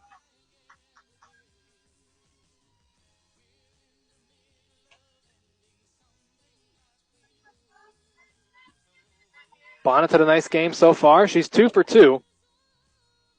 Hit a couple of hard ground balls into center field for her 2 base hits. Here's the 2-0 pitch. Chops that one. Little dribbler, Nia Simmons, bare hands, throws to first. It is not in time. Umpire looked like he was about to signal safe, but instead says out. Or excuse me, other way around. About to say out, but instead says safe. And that's a leadoff base runner for Denver. So Bonnet is aboard at first base, and that'll bring up Bailey Nuss. Swings at the first pitch, sends a pretty nice drive, but it's in foul territory. So that'll be a foul ball. Nuss is 1 for 2 so far today. She singled into left field and then grounded into a fielder's choice. She did reach base in both at-bats so far. That one catches the zone for a strike. Quick start in this at-bat from Frost. No balls and 2 strikes.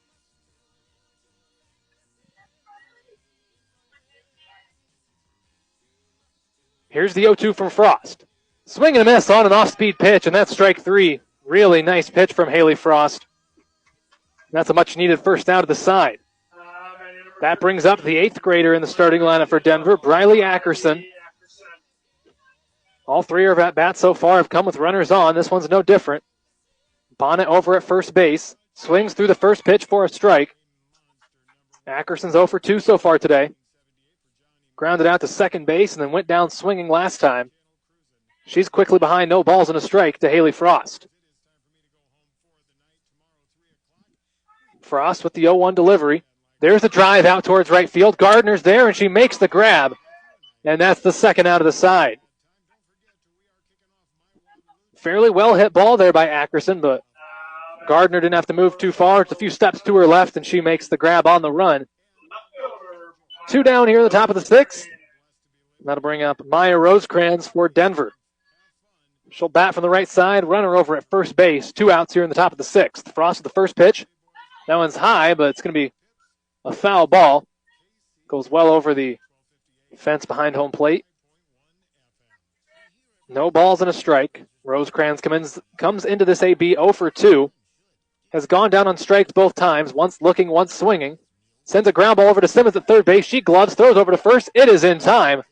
And again, the Sailors get out of the inning. Nothing going for Denver. Just the one runner reaches base. And we're still tied up at 1 apiece as we head to the bottom of the 6th. Stay tuned. You're listening to Waterloo Columbus Softball on 1650 The Fan. It's the bottom of the 6th here in Waterloo, and it's still anybody's game. We're all tied up 1 apiece. Cyclones 1 run on 6 hits, no errors so far. Waterloo Columbus 1 run on 3 hits, no errors. Sailors will go 3, 4, and 5 in the batting order this time around as Katie Rudin digs in to begin the bottom half of inning number 6. Sydney Egan has been very effective in the circle. Gone 5 full and just allowed the 1 hit. 84 pitches thrown so far for the senior pitcher. She'll step on to begin her 6th inning of work. Here's the first pitch. That one's popped up into the air. That is going to get out of play, and that's a foul ball to begin the inning. Katie Rudin is 0 for 2 so far today. Lined out to center field and grounded out to third base. Hit a ball pretty well into center field, but it was right at Johnson out there in center. Sun very much peeking out from behind the clouds now after a very cloudy day for most of the day. That pitch is going to miss for a ball. Count is even at 1-1.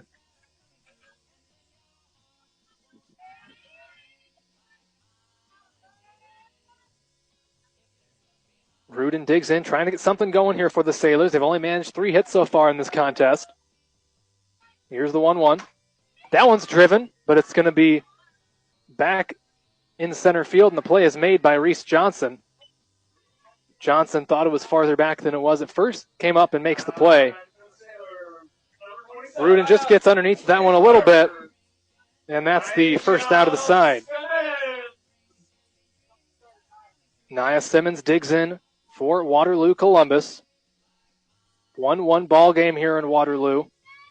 Nobody on, one away here in the bottom of the sixth. Here's the first pitch to Simmons. Swings at the first one she sees and swings through it for a strike one. Simmons is 0 for 2 so far today. She struck out looking, and then she popped out to Ford over at first base. She digs in here with an 0-1 count. Egina steps on. Here's the pitch. That one's going to miss outside. That's ball one. Count is evened up. 1 ball and 1 strike. To the third baseman, Nia Simmons.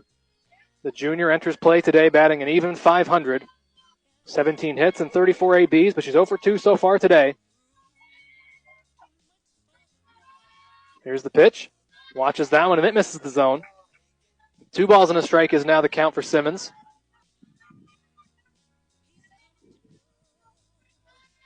She digs back into the batter's box.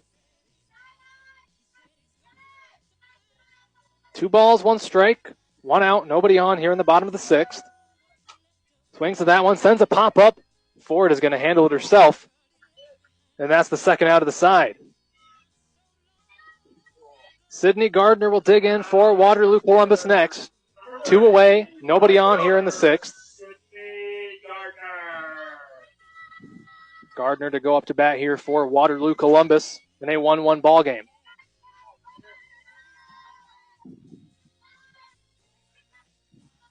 Here's the pitch. Watches that one, and it's a called strike. Gardner's 1 for 2 so far today.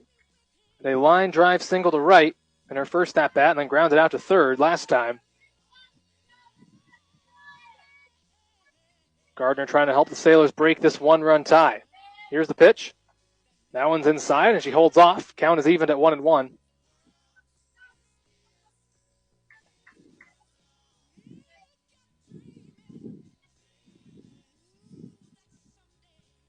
One ball and 1 strike. Here's the pitch to Gardner.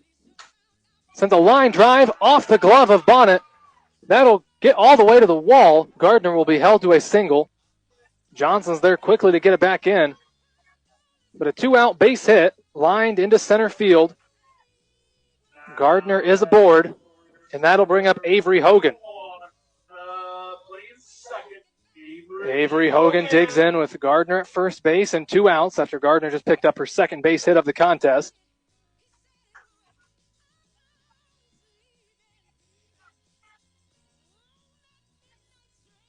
Here's the pitch from Egina.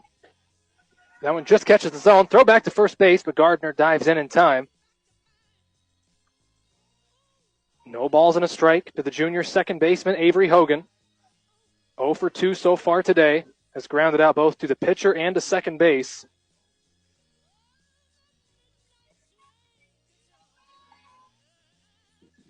Here's the 0-1. Off-speed pitch just misses the zone. Evens up the count, 1 ball and 1 strike.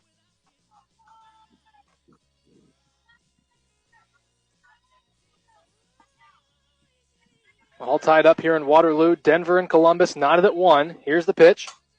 That one's popped up. And that's going to go foul just to the left of the left field foul line. That'll bring the count to 1-2. Kind of an awkward spot on that one. If it would have landed fair, I'm not sure anybody would have gotten there.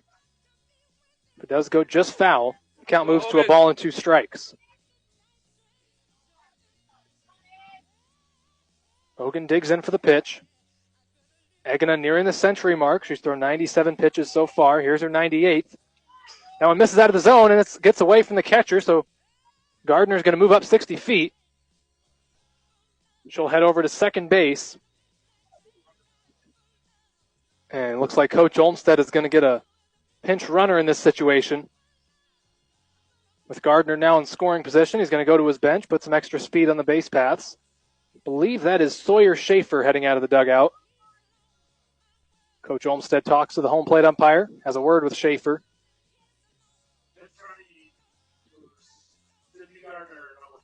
And looks like now Schaefer will go ahead and enter the ball game.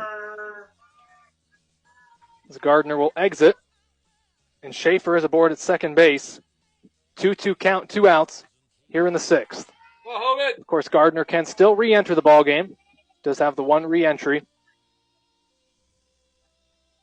Now Schaefer will be at second base. Avery Hogan digs in for the 2-2 pitch from Sidney Egena.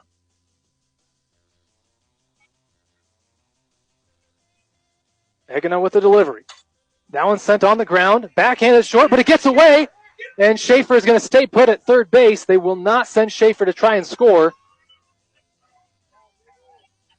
It was a tough play for Bonnet. I'm going to rule that one a base hit myself. So Hogan is at first, Schaefer is at third, and Ella Smith will dig in a huge spot for Waterloo Columbus. Runners on the corners, 2 outs. And the team leader in runs batted in digs in a big spot. Smith, the 7-hole hitter, in the lineup for the Sailors. Here's the pitch. Squares the bunt, pulls back. Throw back to third base is not in time as Avery Hogan went ahead and took second base on that play. So now a couple in scoring position for the Sailors. Avery Hogan moves up to second base. Sawyer Schaefer is still at third. She got there after the infield single from Hogan. Now Smith digs in for the 1-0. Here's the pitch. Goes down and gets that one. A little chopper fielded by Egena. Throws over to first base. It's not in time.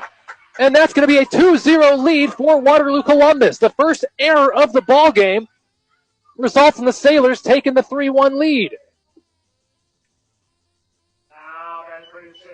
We hadn't seen an error all game, but finally a mishandled throw. Not sure if the error would go on Egena or the first baseman, Ford. Nonetheless, it was definitely an error. And that's a 3-1 lead for Waterloo Columbus. In steps Micah Bromley. Sailors have given themselves some breathing room after being tied at 1-1 for a long time. That pitch is out of the zone. Gonerman had some trouble with it behind the plate, but Smith stays put. I think Gonerman might have wanted to throw down to Smith, but kind of mishandled the ball and dropped it momentarily. A ball and no strikes for Micah Bromley, the freshman shortstop, digging in with runner on and 2 outs. Goes and gets that one. It's going to just go foul. And that evens the count at 1-1. Very likely would have ended the inning as Hubert was ready to throw down to first. But instead it's just a foul ball as it's 1 ball and 1 strike now. And Bromley will resume her at bat. Ella Smith over at first base. Sidney Egena in the circle for Denver. Here's the 1-1 pitch. Holds back, but it's a called strike. Now 2 strikes on Bromley, 1-2 the count.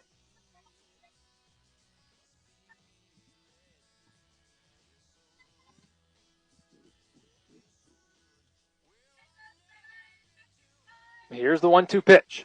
That one's put in play, but off the glove. It's not caught. Egena recovers, though, and makes the throw over to first base. Great recovery by Sidney Egena. Nearly caught it on a line. Bobbled out of her glove, picks it up, and makes the throw over to first. But the Sailors score 2 runs on the error, and they now lead it 3-1. Last chance coming up for Denver. Stay tuned. You're listening to Waterloo Columbus Softball on 1650 The Fan.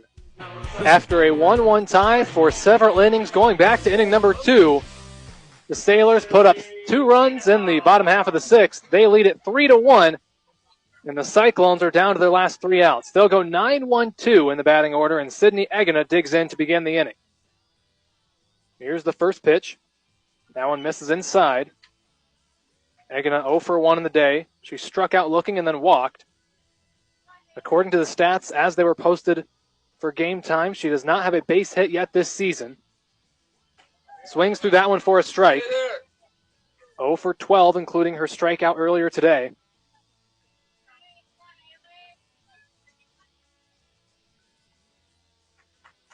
One ball and 1 strike. Frost with the delivery.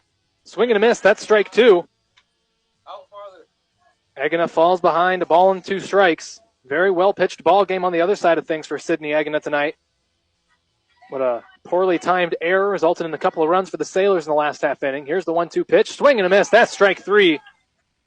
And the Sailors are 2 outs away as Frost gets the punch out. That'll bring up the top of the batting order for Denver.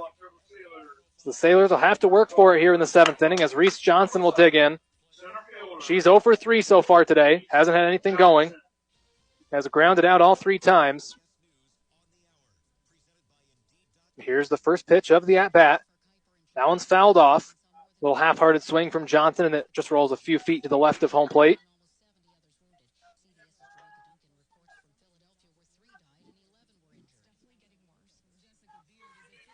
No balls and a strike.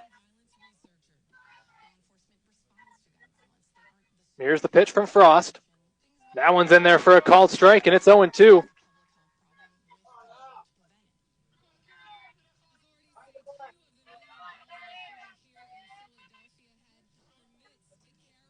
Johnson digs in. Here's the 0-2 pitch. That one's put into the air, back towards the fence, and it'll get out of play for a foul ball just over the top of the Denver Cyclone dugout down the first baseline. So the count will not change. It's still 0-2.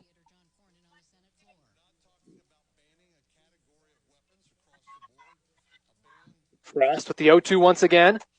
That one's lined over to Simmons. She makes the grab, moving just a couple steps to her left.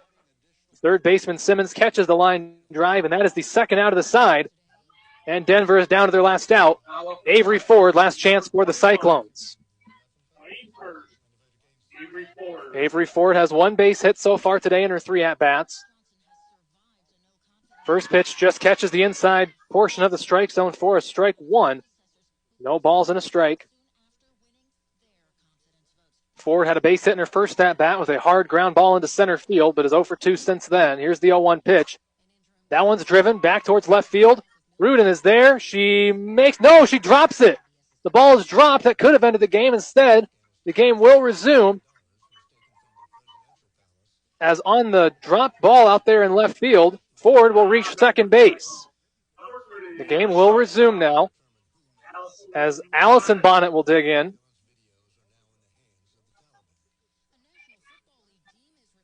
So Avery Ford is aboard at second base.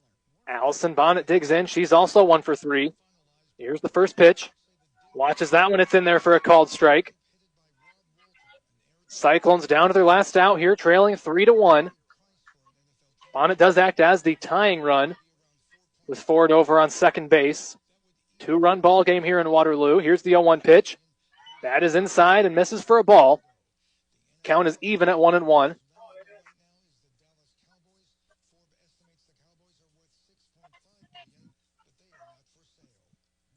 Here's the 1-1 to Bonnet. She sends a drive. It's going to be fielded by Hogan. She makes the grab just onto the right field grass, and that will end the ball game. Low-scoring defensive pitchers duel in Game 1 of tonight's doubleheader. But a couple quick runs in the bottom half of the 6th. They're enough. Those 2 runs hold up, and Waterloo Columbus comes away with a 3-1 victory. Sailors improve to 9-3 on the season. Cyclones fall to 5-6. As Game 1 of tonight's doubleheader is concluding here with a 3-1 victory for Waterloo Columbus. We'll add up all the numbers, bring you the final stats when we come back here on the post-game show for Game 1. Stay tuned. You're listening to Waterloo Columbus Softball on 1650 The Fan. Welcome to the Game 1 post-game show here on 1650 The Fan. Waterloo Columbus comes away with a 3-1 victory over Denver in a low-scoring pitchers duel. Here's the final numbers from this contest. The Sailors scored 3 runs on 5 hits, 1 errors. They left 5 runners on base. Denver scored 1 run on 6 hits, 1 error. They left 8 runners on base.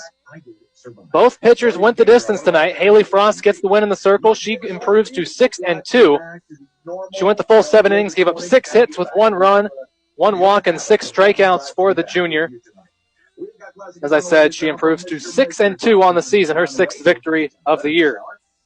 Loss goes to Sydney Egan, a very impressive performance from her, but she did take the loss. She goes 6 innings, all 6 innings, as this game did not go to the bottom of the 7th. Egan gives up 5 hits with 3 runs. Only 1 was earned, 2 walks, and 4 strikeouts for the senior pitcher of the Denver Cyclones.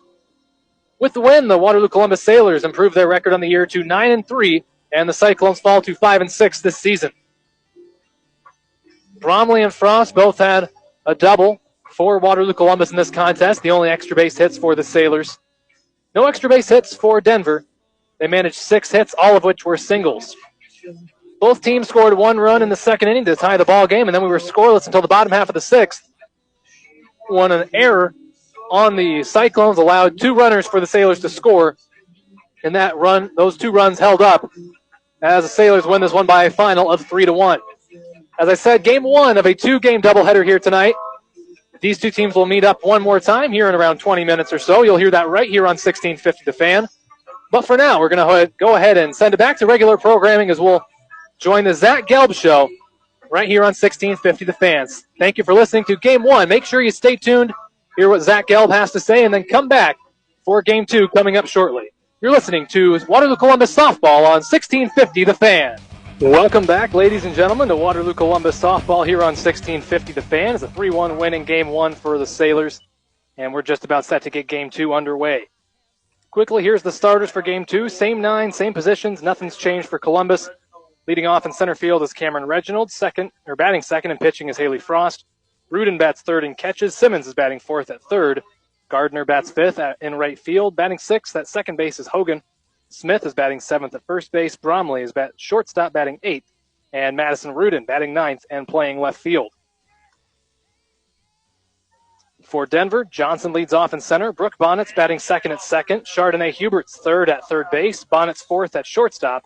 Bailey Nuss is getting the start in the circle. She's batting fifth. Batting sixth at first base is Avery Ford. Seventh in right field, Briley Ackerson. Batting eighth, the DP is Elena Akers. And batting ninth in left field is Maya Rosecrans. Malia Gonerman is the catcher for the Cyclones. And we're just about set to get Game 2 underway here from Waterloo.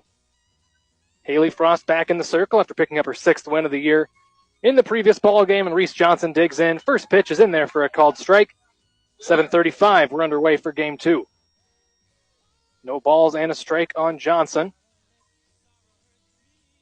She digs in for the second pitch of the contest. There's a pitch from Frost. That one's driven into left field. It's going to be out of the glove of Rudin. Diving effort, but it falls out of the glove, and Johnson is going to get to second base to begin the ball game. Sent a line drive into left field, Diving effort by Maddie Rudin out there, but it fell out of the glove, and that's a good start for Denver. That'll bring up Brooke Bonnet to bat second for Denver. She digs in with a runner on second here early on. Swings the first pitch and can't catch up with it. No balls and a strike. Frost comes into this matchup with a record of 6 wins and 2 losses on the season. The only 2 teams she's lost to, Cedar Falls and Waterloo West. Pretty good track record for the junior pitcher. That one's looked at inside for ball 1. Ball and a strike to count on Brooke Bonnet. One of 2 Bonnets in this starting lineup. Allison Bonnet will be the cleanup hitter at shortstop for Denver. Here's the 1-1 pitch. That one's inside as well. Count moves to 2-1. Good eye on that one from Brooke Bonnet.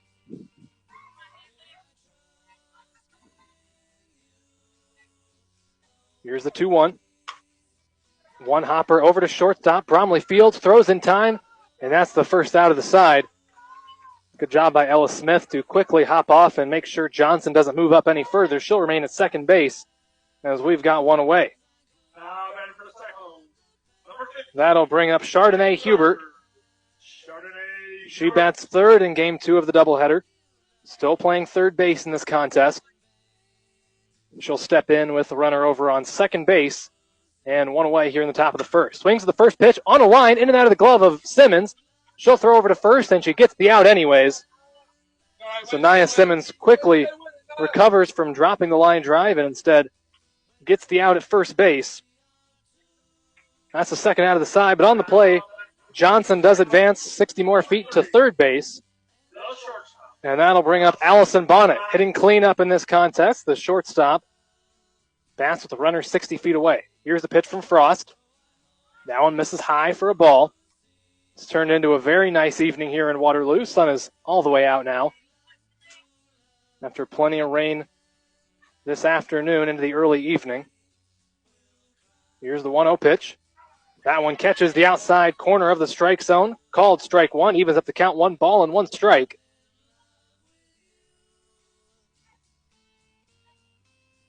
Allison Bonnet digs in. Haley Frost into her windup. There's the 1-1 pitch. Takes something off of that one, and it misses high out of the zone for ball 2. 2 balls and a strike is the count. Bonnet with just 2 RBIs on the season. Has a runner on third base here with 2 outs. Here's the pitch. Sends a line drive into center field, and that will score a run. The Cyclones get on the board early as they score here in the top half of inning number 1. They take a 1-0 lead off the RBI-based knock from Allison Bonnet. That'll bring up Bailey Nuss. She's batting 5th in this contest. She was the designated player in Game 1, but she will be getting the start in the circle for Game 2 for Denver. Bats with a runner on first and 2 away as that pitch misses inside for a ball.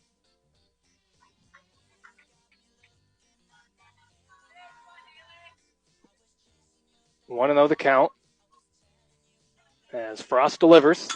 That one's chopped into the infield. It's going to be fielded by Bromley. Throws over to first. It is in time, and they get out of the inning. But not before Denver put the run on the board, and they quickly jump ahead to a 1-0 lead. Thaler's up to bat next and the bottom half of inning number 1. Stay tuned. You're listening to Waterloo Columbus Softball on 1650 The Fan. Quickly a 1-0 lead for the Denver Cyclones, and here's a look at how the Cyclones line up defensively. They'll go with Rosecrans, Johnson, and Ackerson in the outfield left to right.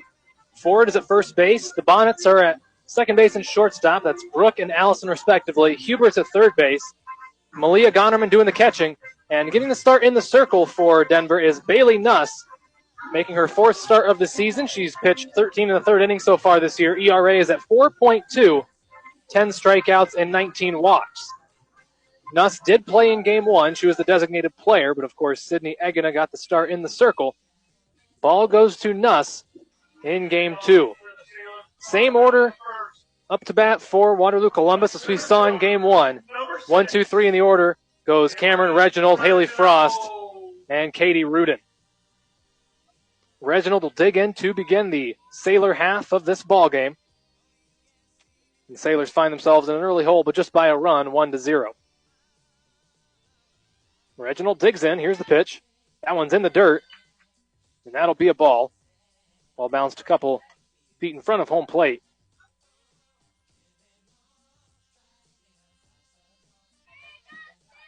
Nuss tries to readjust her grip, and now she comes home with the pitch.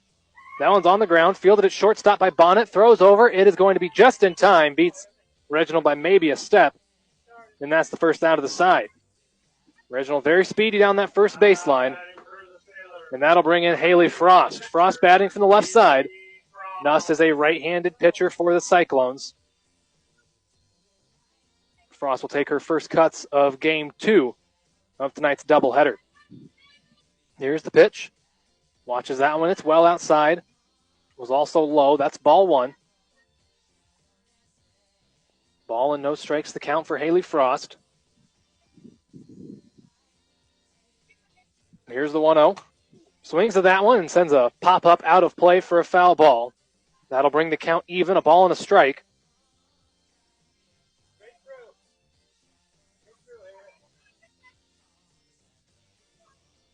Frost will try it again here. Ball and a strike for fouling off that last pitch. Digs back in.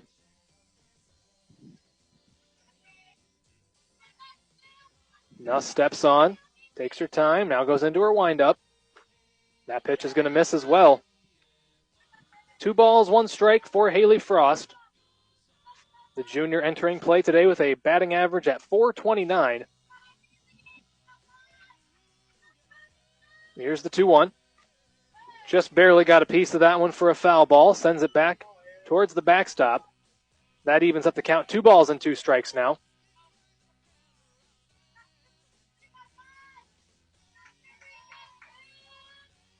Frost digs in for the 2-2. 1-0 ball game. Denver puts up a run in the top of the first. Sailors trying to answer. Here's the 2-2. That one's just out of the zone. Good eye from Haley Frost. That's ball 3, and the count has been worked full. 3 balls and 2 strikes.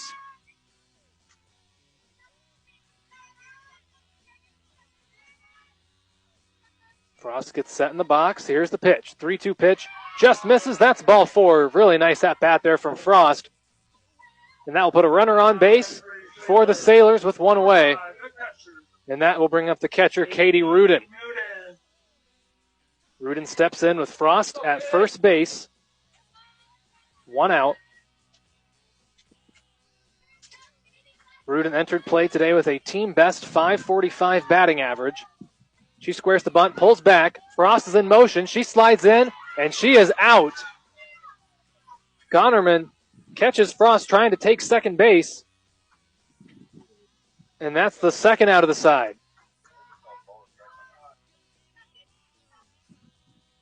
So Frost is out. Bases are now empty, and we've got 2 away. Rudin digs in. No balls and a strike. Here's the pitch from Nuss. That one is in the dirt. Ball and a strike is now the count. Sailors improved to 9-3 on the year with that win in Game 1. Cyclones fall to 5-6. Here's the 1-1 pitch. That one's popped into the fence out of play. Count moves to 1-2 on the foul ball.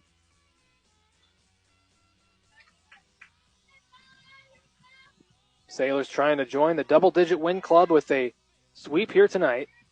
Halfway there, but still a very game Denver team to try to take down here in Game 2. Here's the 1-2 pitch. That's a foul tip caught by the catcher Gonnerman, and that will retire the side. So Frost reaches base, but is caught stealing, and it's a very unconventional 1-2-3 inning for the Sailors. 1-0 lead for Denver as we head to the second. Stay tuned. You're listening to Waterloo Columbus Softball on 1650 The Fan. Nothing going offensively for the Sailors in the bottom half of the first, and Denver leads this one 1-0 through 1 full inning of softball here from Waterloo. Cyclones trying to salvage a split in tonight's doubleheader, while the Sailors trying to see if they can sweep tonight's contest.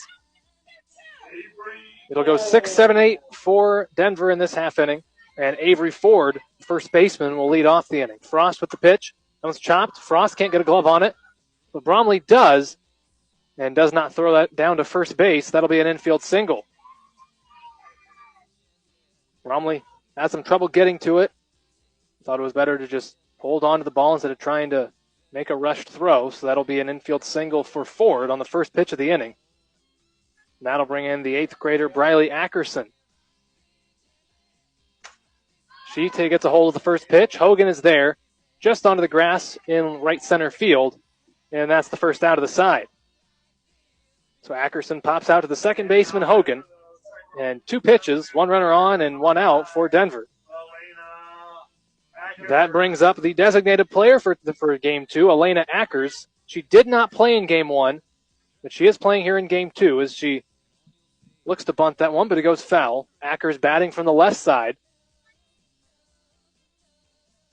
Ackers is a freshman, just getting her second start of the season. A 143 hitter on the year, 1 hit and 7 at-bats, and she's gone down on strikes once.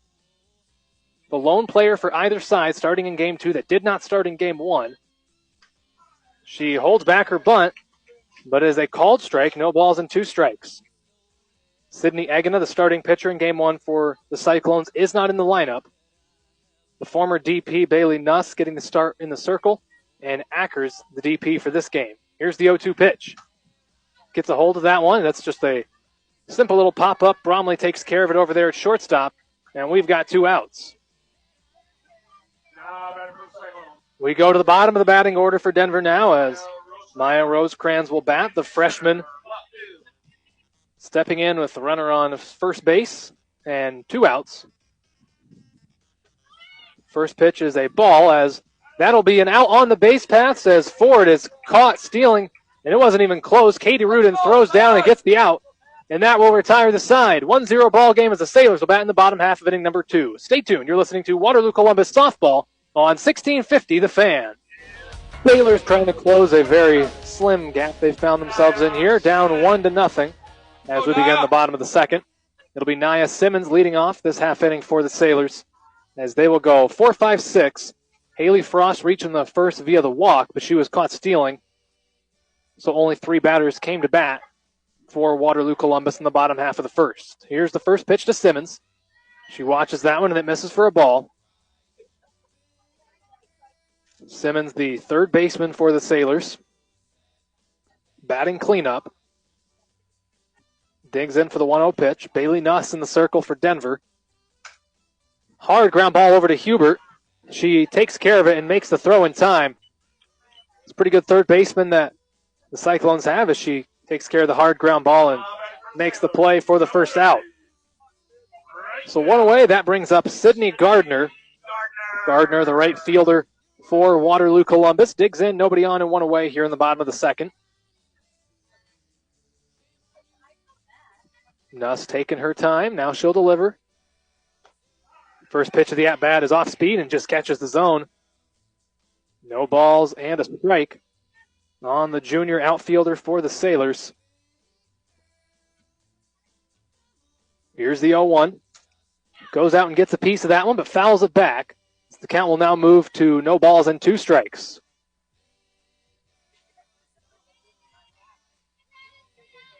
One nothing ball game here in Waterloo. Denver Cyclones on top of the Sailors by just the 1 run. Here's the 0-2. That pitch is inside and Gardner holds back. Count will move to a ball and 2 strikes.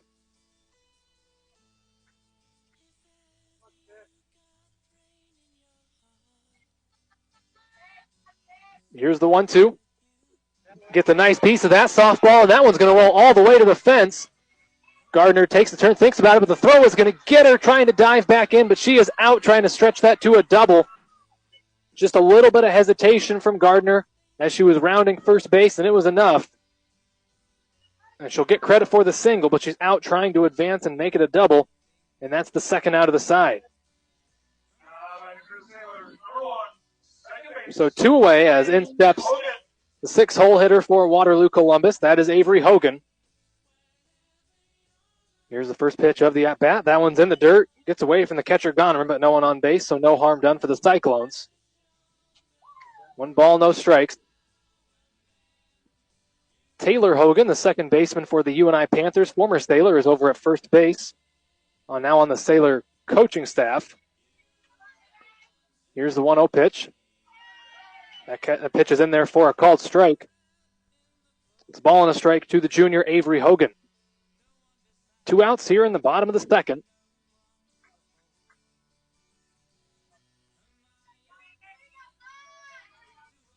Nuss goes into the windup. That one is going to be in the dirt, and that's ball 2. 2 balls and a strike.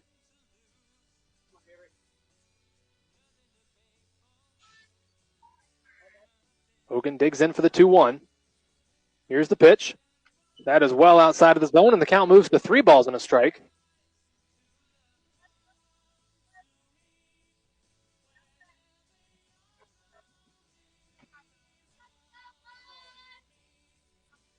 The 3-1 pitch upcoming. Nuss with the delivery. That hits the top of the helmet of Avery Hogan. And she'll head down to first base and the hit by pitch. Would have been ball 4 even if she would have gotten out of the way. So nonetheless, it's a 2-out base runner for Waterloo Columbus. Avery Hogan stands aboard at first base. And the 7-hole hitter for the Sailors, Ella Smith, will dig in. Smith, the first baseman for Waterloo Columbus. Digs in with the runner on first. Watches the first pitch, and it misses for a ball. Low and outside, 1-0 the count. Go out. Smith steps out, takes a couple swings, and now digs back in for the 1-0 pitch. Here's the delivery. Gets a hold of that one. It is going to stay fair down the first base line, and that will retire the side as the play is made by Ford, and that is the end of the second inning. 1-0 ball game is our score as we head to the third. Stay tuned. You're listening to Waterloo Columbus Softball on 1650 The Fan. We've played 2 full here in Waterloo, and it's a 1-0 lead for the Denver Cyclones as they will be back up to bat here in the top half of inning number 3. It'll be the bottom of the order for Denver. Maya Rosecrans to lead off the inning. She did go up to bat in the top of the second, but the inning ended on the base paths as Katie Rudin will be credited with the caught stealing to end the previous inning. So Rosecrans digs in to begin inning number 3. Here's the pitch from Frost. That one's going to miss low and inside for ball 1.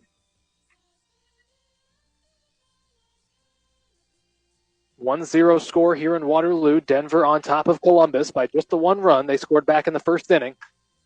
There's a little line drive into center field. And that'll be a base hit to begin the inning for Maya Rosecrans. It's a good way to start the inning for for Denver. And now we go back to the top of the batting order for Denver as Reese Johnson will dig in. Nobody out and a runner on first base here in the top half of inning number 3. Johnson, the center fielder for Denver. She had a base hit in her first at-bat to lead off the ball game. That pitch misses inside for a ball. Johnson also scored the lone run of the contest so far. That has been the difference through 2 innings. Here's the 1-0 pitch. Looks to lay down a bunt. It will just stay fair. Throw down to first base is in time, and that's going to be a double play. As Rosecrans was caught off the base, and Avery Hogan, who was covering at first base, wisely throws over to Bromley at short. And the attempted sacrifice bunt ends up resulting in a double play, and we've got 2 away here in the 3rd. Ready for the Cyclones. Number 5, playing second, Brooke Bonnet. So that'll bring up Brooke Bonnet, batting second for Denver. Fouls back the first pitch. Foul ball, no balls and a strike is the count.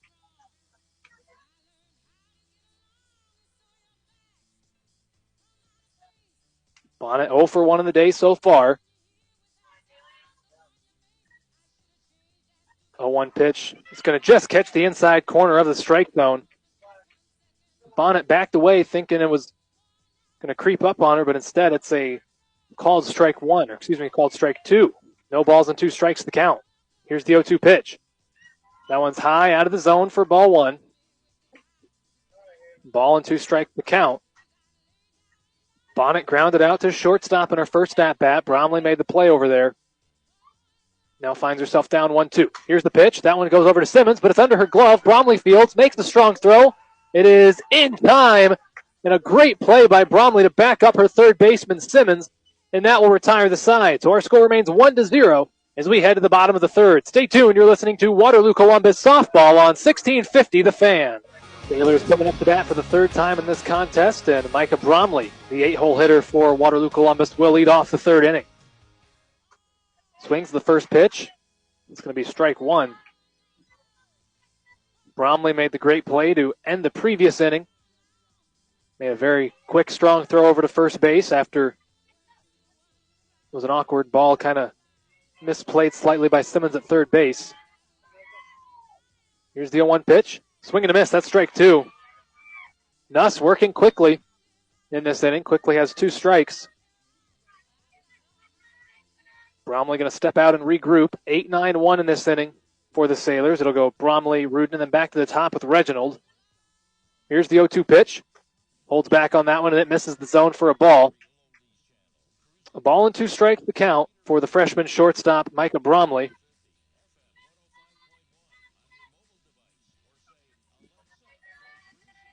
Nuss with the 1-2 pitch. That one's driven high, but it's not going to go very far. There's a collision out in the outfield, but it is caught as Ackerson makes the grab, runs into her center fielder, Reese Johnson, but hangs on to the softball, and that'll be the first out of the side. Now we go to the bottom of the batting order for Waterloo Columbus as Maddie Rudin digs in. Rudin, the left fielder, batting 9th and batting from the left side. Digs in with the bases empty and 1 away here in the bottom half of inning number 3. Her club trailing this one 1-0. First pitch just catches the zone. Really nice pitch from the pitcher, Bailey Nuss. No balls and a strike. This is the count. Here's the 0-1 pitch. That one's well out of the zone for a ball. Evens up the count, 1 ball and 1 strike. The leadoff hitter, Cameron Reginald, is on deck and will bat next. Nuss steps on and now gets set to deliver. Here's the 1-1 pitch. That one's low in the dirt. That's ball 2. 2 balls and a strike to count for Maddie Rudin. Trying to get the offense going for the Sailors here in the 3rd inning.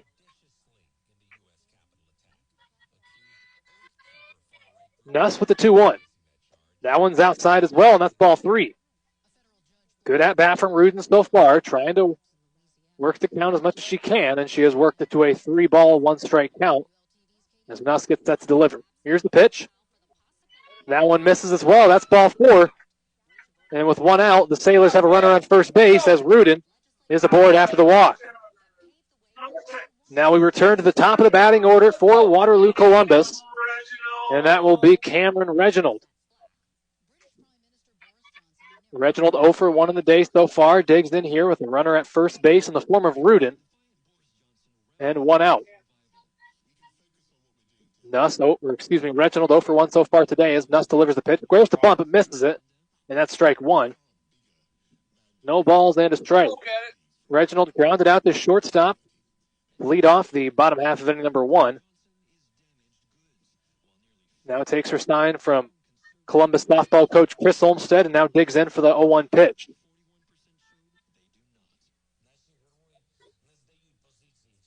Nuss with the delivery. Squares the bunt, pulls back, and it's in the dirt for a ball. 1 ball and 1 strike is the count.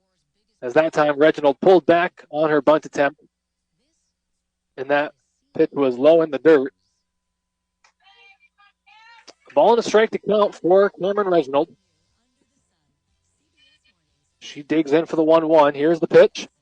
That is high out of the zone. Throw over to first base is not in time as Rudin calmly takes 1 step back onto the first base bag, and tag is not in time. 2 balls, 1 strike now the count. Nuss is a pitcher that's had her struggles with control this year, has 10 strikeouts to 19 walks coming into this ball game. Just issued a free pass in the last at-bat. And that one misses, so the count now moves to 3-1. 3 balls and 1 strike for Cam Reginald, the leadoff hitter for Columbus. Batting with a runner on first and 1 out here in the 3rd. Here comes the 3-1 pitch. That one misses, and that's ball 4. And they tried to throw down to first base, but it didn't really matter because via ball 4, Rudin was entitled to second base regardless. Reginald at first base, Rudin at second. Now there's a couple runners on base for Haley Frost. Frost digs in with 2 runners on and 1 away here in the 3rd. Frost batting from the left side, digs in, watches the first pitch, hits up high out of the zone for a ball. Frost drew a walk in her first at-bat. The 2 batters on base in front of her also drew walk. Here's the 1-0. That one's driven, but out of play for a foul ball. And the count will be evened up, a ball and a strike. Frost steps in, takes a couple swings, and now digs in for the 1-1. Good opportunity for the Sailors to try to get that 1 run back. Watches that one, it misses. That's ball 2. Good patience by the Sailor hitters this inning. Of course, the first 2 batters to reach did so via the free pass, and now Frost finds herself ahead in the count, 2 balls and a strike. Here's the 2-1. Gets a hold of that one, but it is also a foul ball. That one out of play as well. 2 balls and 2 strikes now the count.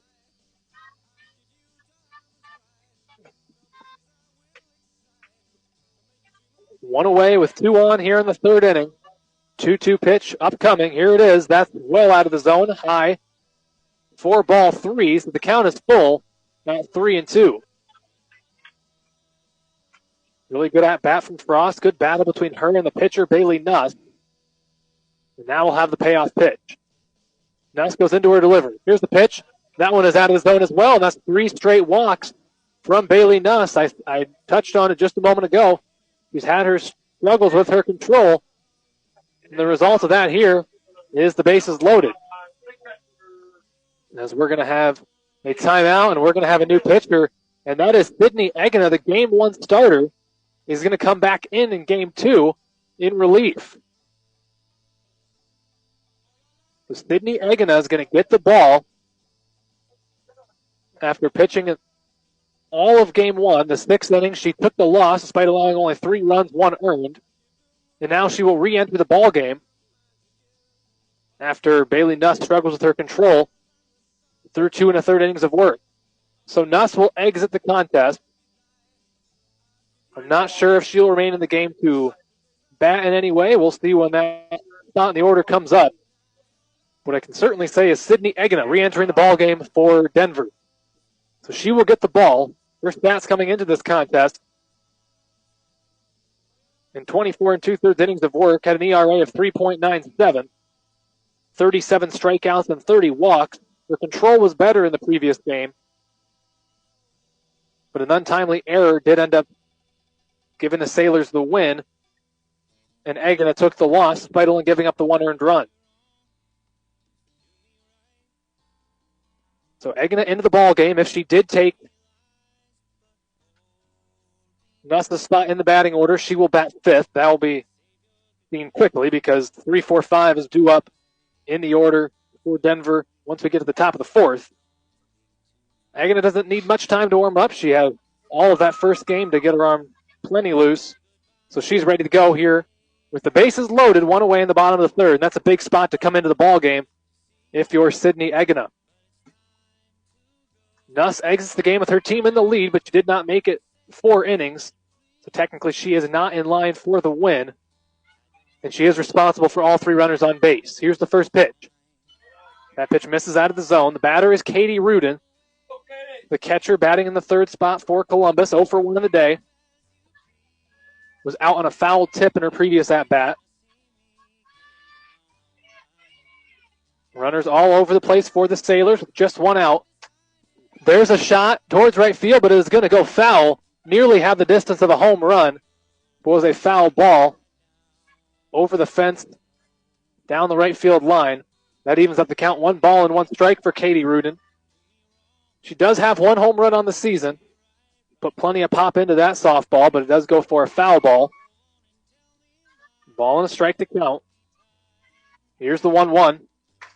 Goes down and gets that one. It's fielded by Hubert. She throws over to third base. It's in time, and that'll be the second out of the side, but it does tie the ball game as Rudin comes in to score. It's an RBI ground out for Katie Rudin, and we are all tied up at 1 apiece. Madison Rudin comes in to score on that play, and it's a brand new ball game. So runners still on second and third, so the scare is certainly not over for the Cyclones despite that out. 1-1 contest. Frost at second, Reginald at third, and Nia Simmons digs in. Swings at the first pitch she sees and comes up empty. No balls and a strike for Simmons. In the contest, she's 0 for 1. Grounded out to third base. Coach Olmstead tells Simmons she doesn't have to crush it. Just trying to get anything into the outfield. Probably scores 2 runs in this situation. Here's the 0-1 pitch. Squares the bunt. Pops the bunt into the air, and it's going to be caught, and that retires the side. So an unfortunate end to a good situation there for the Sailors, but they do get 1 run across them to score, and that evens up the contest at 1 apiece as we head to the 4th inning. Stay tuned. You're listening to Waterloo Columbus Softball on 1650 The Fan. The Sailors get the bases loaded and put 1 run across in the bottom half of the third, so we're all tied up, at 1 apiece as we move our way forward here to the top half of inning number 4. Haley Frost still in the circle for Columbus. She went all 7 innings in game 1. Has gone through 3 innings so far. Just gave up the 1 run back in the first inning. It'll be 3, 4, and 5 in the batting order for Denver as Rudin throws down to get set to begin the inning. It'll be Hubert, Allison Bonnet, and Sydney Egina due up to bat for Denver. Do believe it was just a 1-for-1 switch with Egina coming into the game for the former pitcher Bailey Nuss, as I saw Egina over towards the dugout getting set to go with the bat between innings. So I do believe she will bat in the 5 spot. But right now it's the 3-hole hitter, Chardonnay Hubert, to begin the inning for Denver. 1-1 ball game here through 3 full as Hubert digs in to begin our 4th inning. Frost, the first pitch of the 4th. That one's going to be high out of the zone for a ball. So the inning starts off with a ball 1. 1 ball, no strikes to Hubert. Hubert's 0 for 1 so far in this contest. Batting in the 3 spot. Here's the 1-0. Gets a piece of that one, sends it into left center field, and that'll be a base hit. Quickly getting there is Reginald, and she will hold Hubert to just a single. But a nice beat of hitting to begin the inning for Chardonnay Hubert, and that's a base knock. So Hubert is aboard at first base, and that brings up the cleanup hitter, Allison Bonnet, Shortstop batting cleanup for Denver. She'll dig in with a runner on first and nobody out here in the top half of the fourth. Swings to the first pitch, sends a high fly ball, but it's going to be well out of play. That's going to be a foul ball. Count is 0-1. Bonnet's 1 for 1 so far in the game. Lined one into center field for a base hit in her first at bat. Here comes the 0-1. Waits on that one, but it gets away from Rudin. She will hustle back there to get it, but not before Hubert's able to advance 60 feet and now stands aboard at second base. So now runner in scoring position with nobody out for the Cyclones. Tied up in a 1-1 ball game with the Columbus Sailors. Here's the 1-1 pitch. That one catches the zone for a strike. Good spot from Frost. It's good enough to get a called strike, too. We've got a ball and 2 strikes. Bonnet digs in. Here comes the 1-2 pitch.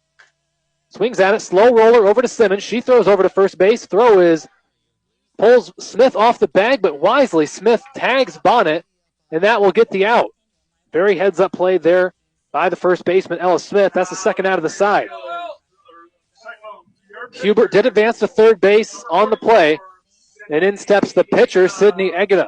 Of course, she was the sole pitcher used in Game 1 for Denver, took the loss in the 3-1 contest, came in the last half inning, and now bats in the 5 spot for Denver. Swings to the first pitch, and that's a swing and a miss for strike 1. No balls and a strike for Egina. She struggled at the plate so far this year. No hits on the season coming into today. Did not have one in Game 1 either. Egina, great multi-sport athlete. As here comes the 0-1 pitch. Watches that one. It's low for a ball. Egina was the shot put state champion for Class 2A at the State Track and Field Championships in Des Moines at Drake Stadium. Now batting here with a runner on third and 1 away. Here's a 1-1 pitch. Swing and a miss. That's strike 2. Frost being aggressive here with Egina, going right at her. Now Egina digs back in. A ball and 2 strikes. Here comes the pitch. That pitch misses the zone, but not by much. 2 balls and 2 strikes is the count now.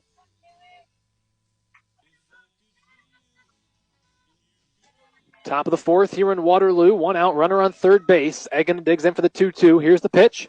And that catches the inside corner of the zone for a called strike 3. And Frost gets a timely strikeout as Egina goes down looking, and we've got 2 away. That brings in the first baseman. That's Avery Ford. She'll dig in with a runner just 60 feet away. That's the go-ahead run over there at third, but we've got 2 outs. Here's the pitch. That's inside for ball 1. Chardonnay Huber is the batter over there at third base, led off the inning with a base hit, and now stands at third. 1 ball, no strikes. Here's the pitch. Now it's chopped over to Hogan at second base. Fields makes the throw over to first base, and that will retire the side. So a runner gets as far as third for the Cyclones, but will go no further. And our score remains tied at 1-1 as we head to the bottom of the fourth. Stay tuned. You're listening to Waterloo Columbus Softball on 1650 The Fan. We're all knotted up 1-1 here in Waterloo as we get the bottom half of inning number 4 underway. Egina entered the ball game in the last half inning. Got the last 2 outs of the bottom of the third. Threw 5 pitches to do it. And in steps Sydney Gardner to begin the inning for the Sailors. Sailors go 5, 6, and 7 in the bottom of the fourth. Egina with the pitch. First pitch is chopped over to shortstop. Bonnet makes the play and throws over just in time. Beats Gardner by maybe a step and a half over there at first base. And that's the first out of the side. That'll bring up the 6-hole hitter Avery Hogan for Waterloo Columbus, the second baseman.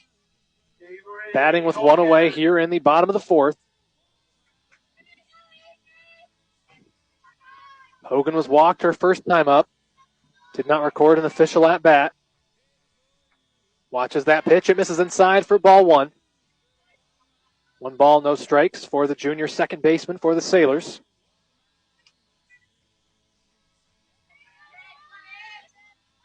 Hogan digs in. And here comes the 1-0 pitch. That one does catch the zone. That's a called strike 1. Count's even up, 1 ball and 1 strike. Hogan steps out, looks over to Coach Olmstead, giving the signs, now digs back in. And she'll prepare herself for the 1-1 pitch. Egna goes into the windup. That one's chopped down the third base line, but it's foul. The count moves to a ball and 2 strikes. It's a 1-1 ball game here in Waterloo. Both games tonight have been very much pitching duels, a 3-1 final in game 1. Now we're tied at 1 here in the bottom of the 4th for game 2.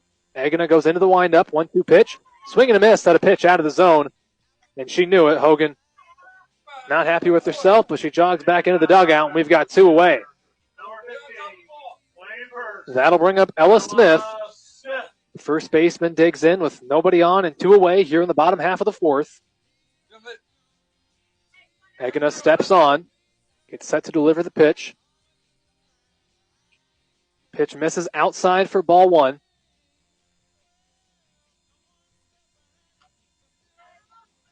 One ball, no strikes is the count to Smith. She's 0 for 1 so far today. Digs in for the 1-0. Egna steps on. Now goes to the windup. Here's the pitch. That one's chopped over to first base. Barely making the play is Ford, just in the very bottom of her glove, but does make the play. And that will retire the side. A 1-2-3 inning for the Sailors. We move our way towards the 5th, all tied up, 1 apiece. Stay tuned. You're listening to Waterloo Columbus Softball on 1650 The Fan. The 1-1 ball game here in Waterloo through 4 innings of action between the Sailors of Columbus and the Denver Cyclones. It'll be 7-8-9 for Denver as Briley Ackerson digs in to begin the inning. Ackerson, the 8th grader in the starting lineup, 0 for 1 so far in this contest. Did not record a hit in game 1 of tonight's doubleheader either. That first pitch nearly catches her. She gets out of the way, and it's a ball. Nearly out of free pass there for Ackerson.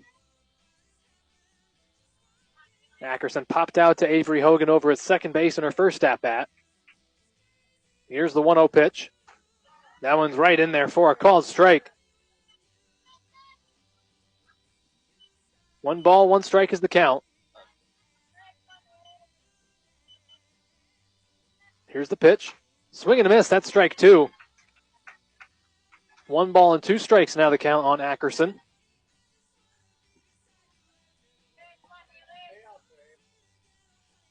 Frost right back into the windup. Here's the pitch. That one's chopped foul. Just gets a few feet to the left of home plate. Count stays at 1-2. And we'll try the 1-2 again. Frost with the 1-2 pitch. Grounded over to Simmons at third base. Can't handle it. Hard ground ball gets through her. And that'll be a single for Briley Ackerson. She's aboard at first base.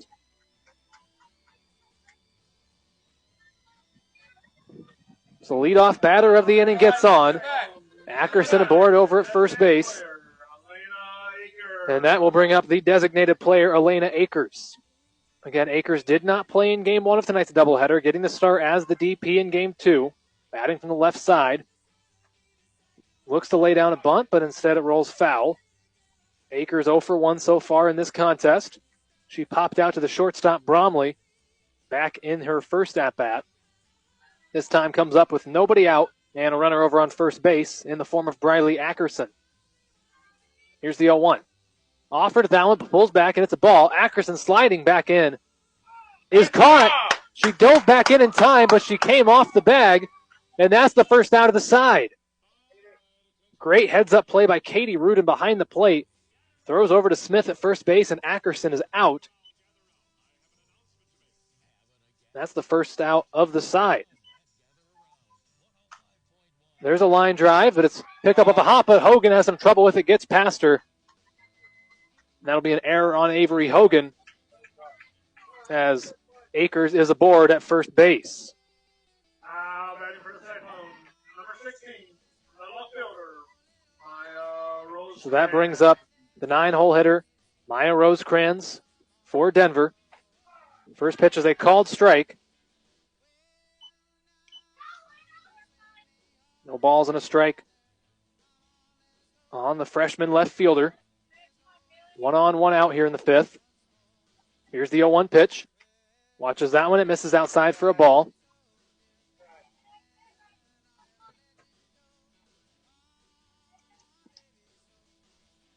Ball and a strike as Rosecrans digs back in.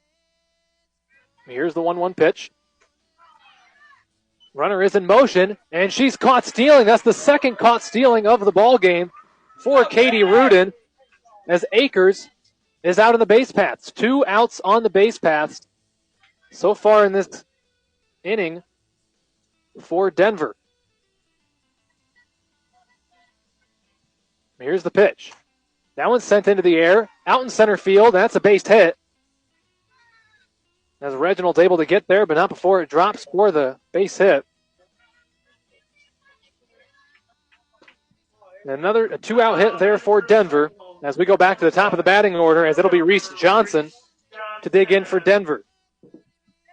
So the Cyclones have really shot themselves in the foot here in this inning, as 2 outs on the base paths, despite both of those batters reaching. And there's a very hard line drive down the right field line by Johnson, but it's a foul ball. Count goes to 0-1. Johnson taking her 3rd at-bat of the ball game. She's 1 for 2 so far. Double to left field the first time she came up, and then she bunted into a double play in her 2nd at-bat. Here's the 0-1 pitch. Watches that one. It's high out of the zone for a ball. Count is evened up, a ball and a strike.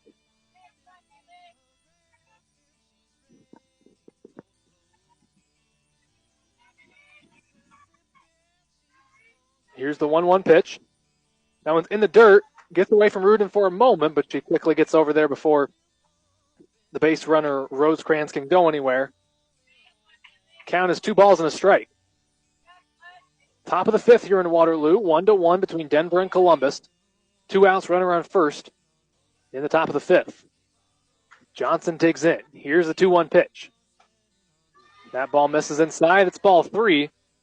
3 balls and a strike is the count.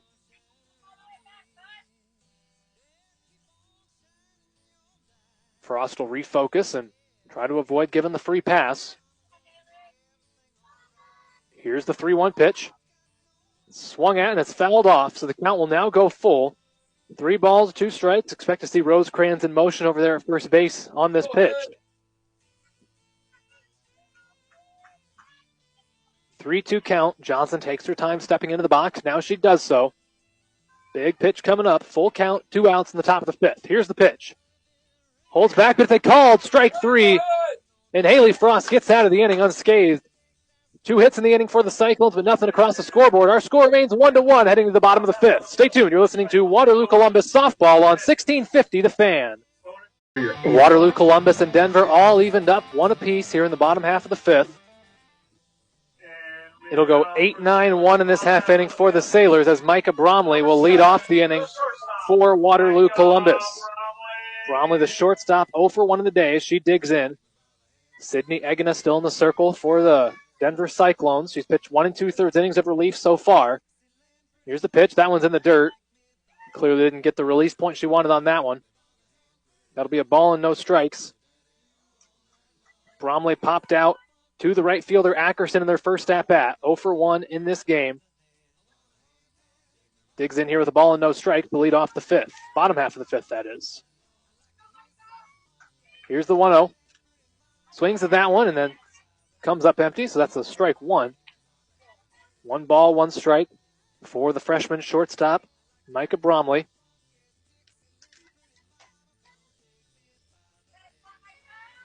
Digs back in. Egena steps on. Now goes into her windup. Here's the pitch. Swings through that one as well. That's strike 2. 1 ball, 2 strikes for Micah Bromley.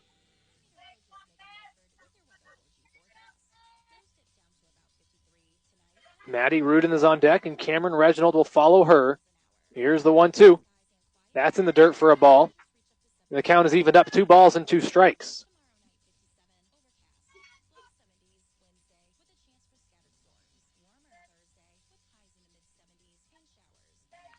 2-2 pitch upcoming from Sydney Egena. Here's the pitch. Swings through that one, and that's a strike 3, but it's dropped. Throw over to first base is in plenty of time. And that will be the first out of the side. for your Sailors. So Bromley goes down swinging. Throw over to first base from Gonderman to Ford via the dropped third strike. And that's the first out of the side. Now we go to the bottom of the batting order. Excuse me. We'll have a pinch hitter here, as that will be Addison Zahentner to pinch hit for Waterloo Columbus.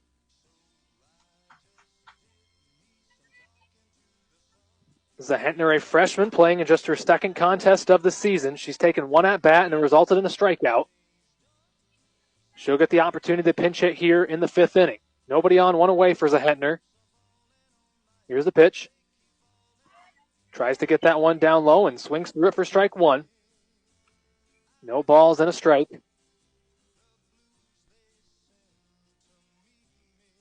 Zahentner digs back in. Egan has been very good ever since re-entering the ball game. Pitched all of the first game and then came in relief this half inning. Here's the 0-1. Holds back her swing, and it's a ball. Good job by Addie Zahentner to hold back her swing there. 1 ball, 1 strike. Egan taking her time, regrouping. Now comes in with the pitch. Swing and a miss. Or excuse me, a foul ball. Nonetheless, the result of that is a strike 2. Count moves to a ball and 2 strikes.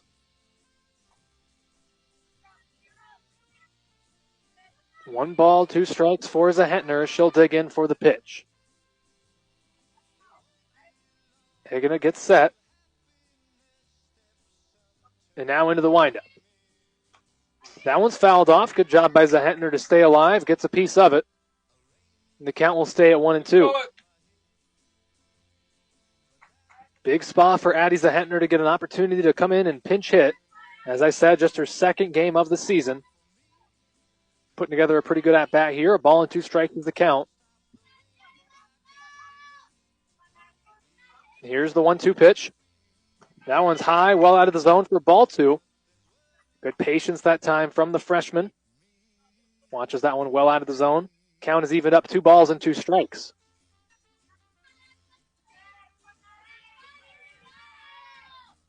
Egana calls for time, and she's going to step off and regroup.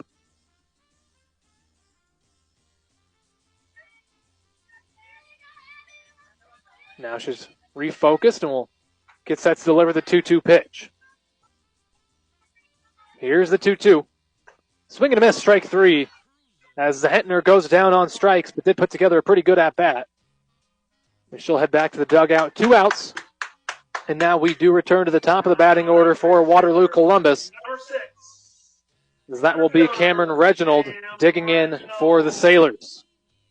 Nobody on, 2 outs here in the bottom of the 5th. 1-1 ball game. We're all tied up. Reginald digs in. Here's the pitch. Gets a piece of the first pitch she sees, but it's a slow little roller over to second base. Bonnet makes the play, and it's a 1-2-3 inning for Denver. So we're all tied up at 1 apiece as we head to the 6th. Stay tuned. You're listening to Waterloo Columbus Softball on 1650 The Fan. We've played 5 full here in Waterloo, and as we head to the top of the 6th, we're still all tied up at 1 apiece. Addison Zahentner pinch hit in that previous inning for the left fielder, Maddie Rudin, but Rudin is back into the ball game in left field. So the defensive alignment for Waterloo Columbus has not changed. And, of course, still Haley Frost in the circle doing the pitching. Nobody else besides her has pitched here tonight in Game 1 or here in Game 2. It'll be 2, 3, and 4 in the batting order for Denver. Bonnet, Hubert, and then Bonnet, as Brooke Bonnet will lead off top half of the 6th for Denver.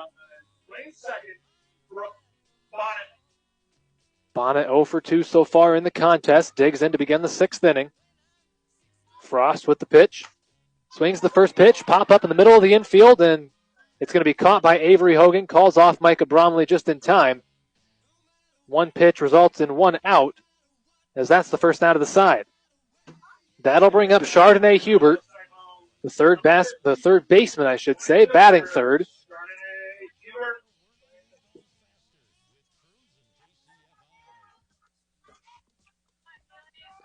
Hubert digs in with nobody on and 1 away. Here's the pitch. Holds up her swing, and it's called for a ball. 1 ball, no strikes to count. Hubert's 1 for 2 on the contest.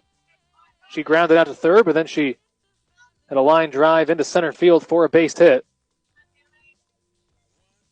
Here's the 1-0. Sends that one back for a foul ball. Right into the fence behind home plate. A ball and a strike is now the count for Hubert.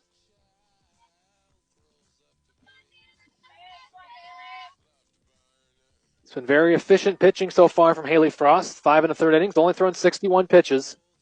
Only gave up that 1 run back in the first, and since then, it's been nothing for the Cyclones. 1-1 pitch catches the zone for a called strike 2. And Frost works ahead of Hubert, 1 ball and 2 strikes. Hubert digs in.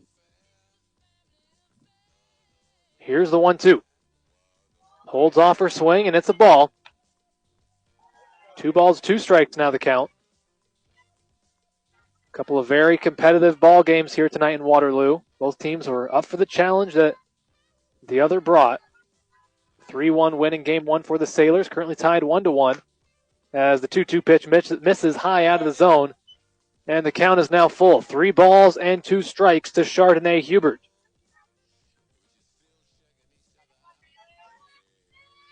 Haley Frost trying to avoid losing Hubert here. Here's the payoff pitch. That pitch misses the zone, and it's ball 4. Hubert draws the 1-out walk. And that'll put a runner on first base with 1 out for Denver. That brings up Allison Bonnet. The shortstop batting third, digs in. Hubert on first base. Watches the first pitch. It misses the zone for a ball. Bonnet 1 for 2 so far in this contest. She sent a line drive into center field for a single in her first at-bat, and then she grounded out to third base. Bonnet, the cleanup hitter for the Cyclones, as that pitch catches the zone for a called strike. Now 1 ball and 1 strike.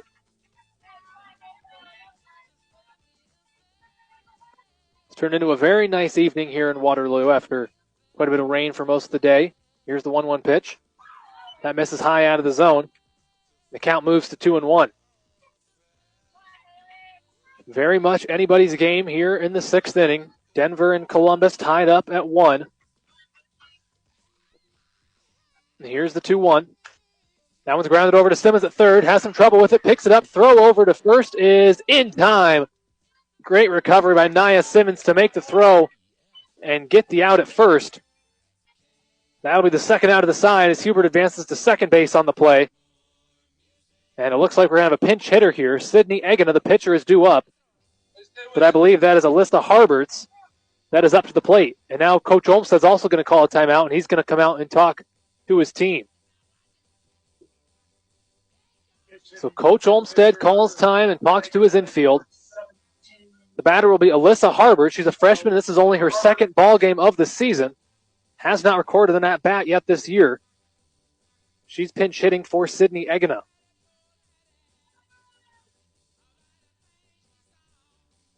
So she will be the batter after Coach Olmsted concludes talking to his team. Hubert at second base for the Cyclones. 2 away in a 1-1 ball game here in the top of the 6th.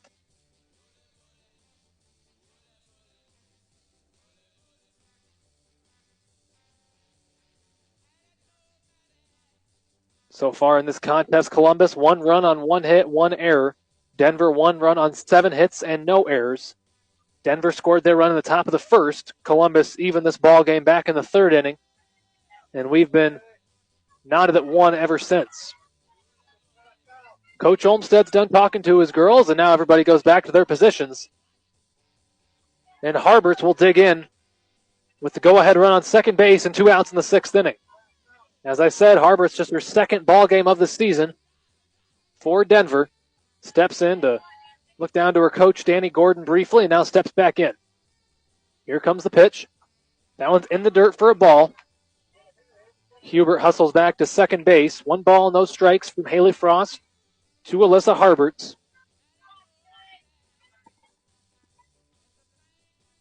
Here's the 1-0 pitch. Swings to that one, sends it into the air.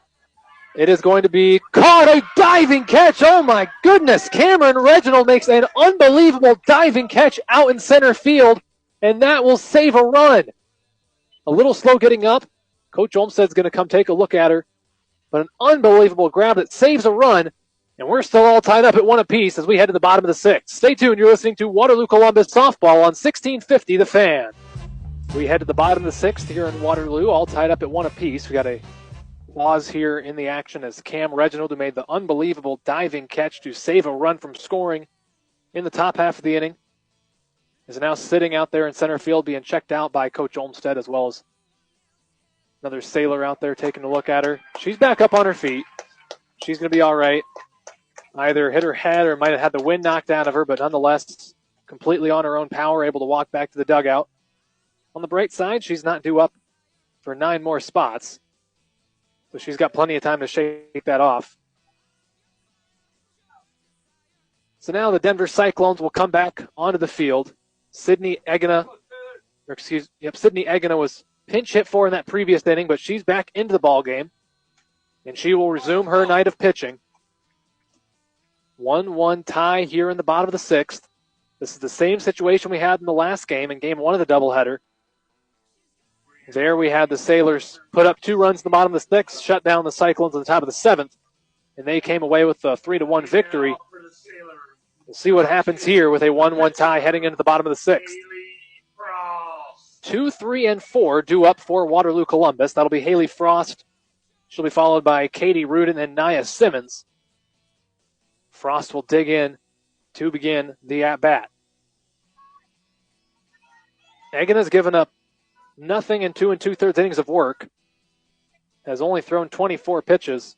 She's back in there to begin the 6th inning. Frost digs in from the left side. 6th inning underway. As she swings through the first one for strike 1. No balls and a strike. Frost has been walked in both of her 2 plate appearances so far in this contest. Has not recorded an official at-bat. Here's the 0-1 pitch to Frost. That's a foul tip. Caught back there by the catcher, and that'll be strike 2. Now no balls and 2 strikes. Frost looks to stay alive. Here's the 0-2 pitch from Egina. That misses just outside. Not a bad spot from Egina, but it is ball 1. Ball and 2 strikes is the count. Frost will dig in to keep battling here in the at-bat. Egina steps on. Now goes into her windup. Here's the 1-2. That one also misses outside. Good eye from Frost. Lets it go. Brings the count to 2 balls and 2 strikes.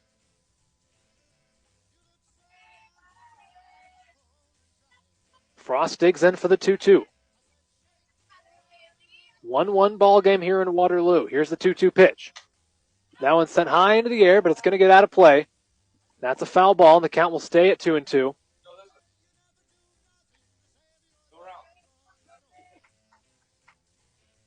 Frost steps back in. 2 balls, 2 strikes for the pitcher, Haley Frost. Batting in the 2nd spot for Columbus. Here's the 2-2.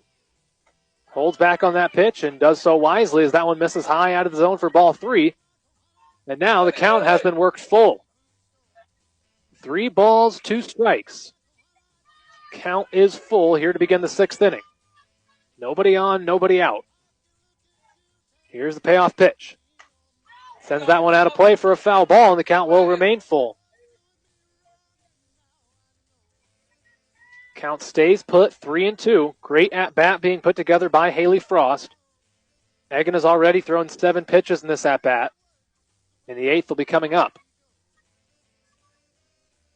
Here's the 3-2. That one's fouled off. She tried to check her swing, but it hits off her bat. The count stays full at 3-2.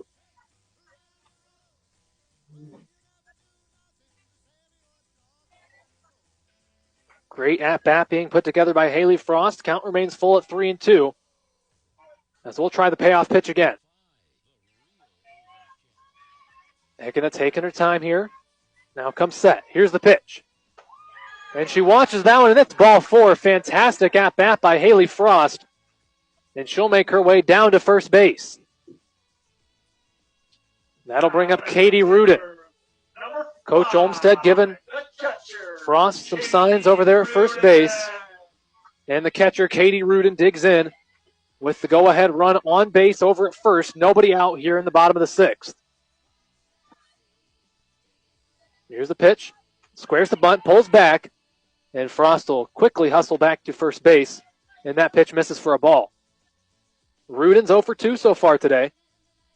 She was out on a foul tip, and then she grounded out to shortstop.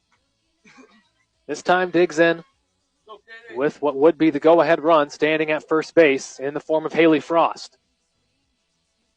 Here's the 1-0. Squares the bunt. Lays it down. It's a good one. Fielded by Egina. Throw over to first base. Is in time. But she does her job as that puts the go-ahead run on second base. And that'll be the first out of the side. The second baseman, Bonnet, was covering. He'll be credited with the putout. Frost moves up to second base, and now Nia Simmons digs in for Waterloo Columbus. Runner at second, one away in this 1-1 ball game in the bottom of the sixth. Simmons digs in. Egina goes into her delivery. Holds back on that pitch, and it's a ball. 1 ball, no strikes for Simmons. She's 0 for 2 so far in the ball game. She grounded out to third base, and then she popped out to the catcher in foul ground.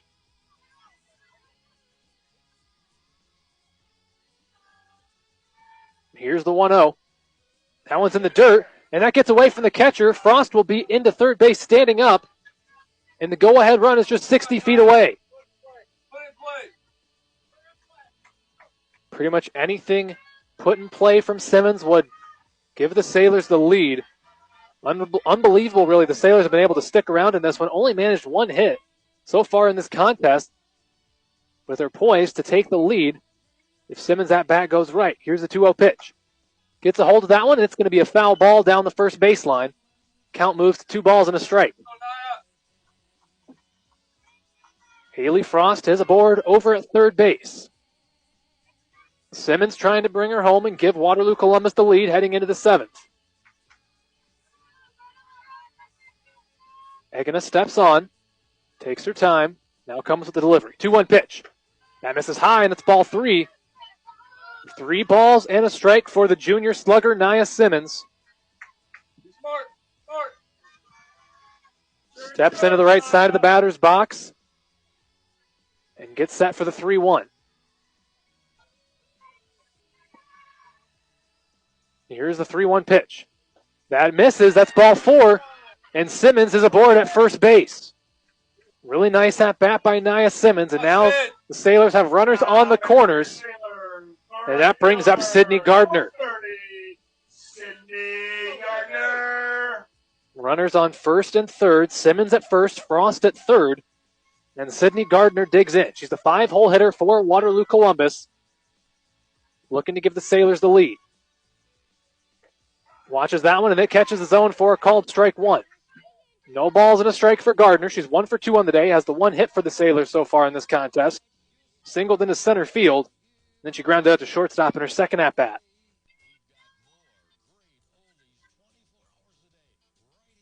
Egina comes home. 0-1. That one's chopped over to second base, and it goes through the legs. That's an error, and that will score 1 run. Simmons hustling over to third base, and Gardner will try to advance it to third or second, but she is out. But nonetheless, Waterloo Columbus takes the lead, and it's 2-1 Sailors. Again, they take the lead in the bottom of the 6th, and they'll have a chance to protect it in the top of the 7th, but they'll hope to get some more insurance before that happens. So Frost scores. Simmons advances to third base on the play, and Gardner is out trying to advance to second base. So Simmons on third base, and Avery Hogan will bat for Waterloo Columbus. 2 outs. Sailors leading it 2-1. Here's the pitch. Watches that one, and it misses for ball 1. A ball and no strike for Avery Hogan. 0 for 1 so far on the day. She was hit by a pitch, and then she went down swinging. Sailors on top now 2-1 after the run scored on that previous play. Here's the 1-0. That one misses inside. That's ball 2. Good patience from Avery Hogan. Couple of very exciting ball games here tonight in Waterloo. And the Sailors again have taken a lead late in the ball game. Both games they've taken their lead in the bottom of the 6th. Here's the 2-0 pitch to Hogan. That's in the dirt for ball 3. 3 pitches, 3 balls to Hogan. It's 3-0.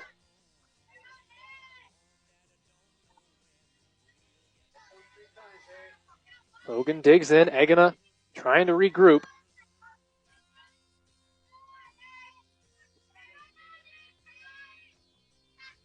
Three balls, no strikes. Here's the pitch. That is inside, and that gets away. That'll score another run as Simmons slides in safely. And that gives the Sailors an insurance run at 3-1. Ball 4 got away from the catcher, Gonnerman. And Waterloo Columbus now leads at 3-0 after Nia Simmons comes in to score. Or 3-1, excuse me. That brings up Ella Smith, first baseman, batting in the 7th spot for the Sailors. Digs in with the runner on first. Holds back. Hogan's running over to second base. Slides in, and she does so safely. Avery Hogan with a safe steal of second base. Hogan remains perfect in stolen bases this season at 6 of 6. And now another runner in scoring position for the Sailors here in the 6th inning. Wait. 1 ball, no strikes for Smith. Here's the 1-0. Holds back, and it's a ball. 2 balls, no strikes now. Smith 0 for 2 so far today. Both of her at bats so far in this ball game. She's grounded out to the first baseman unassisted. Try to keep this 6th inning going for the Sailors. Here's the 2-0. That one's in there for a called strike. 2 balls and a strike now the count. Smith held up her swing, but it was called for a strike anyways. So the count moves to 2-1.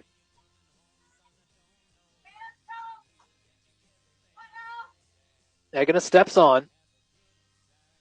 Here's the 2-1 pitch. That one's fouled sharply into the fence. And that evens up the count. 2 balls and 2 strikes.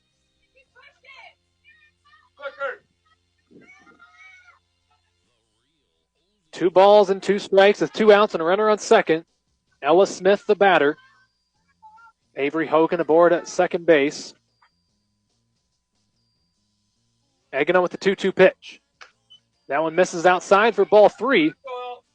And the count has been moved full.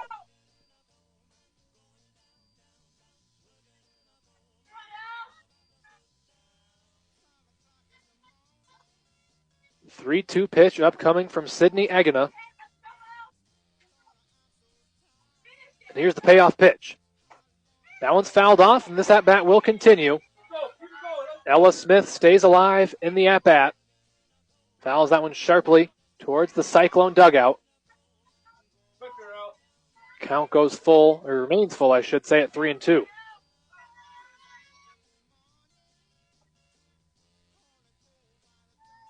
Smith digs in, and Egina will try the payoff pitch again. Here's the 3-2 pitch. That's ball 4. Great at bat by Smith. And she draws the walk. She'll head down to first base. Smith at first, Hogan at second. And Micah Bromley will bat for the Sailors.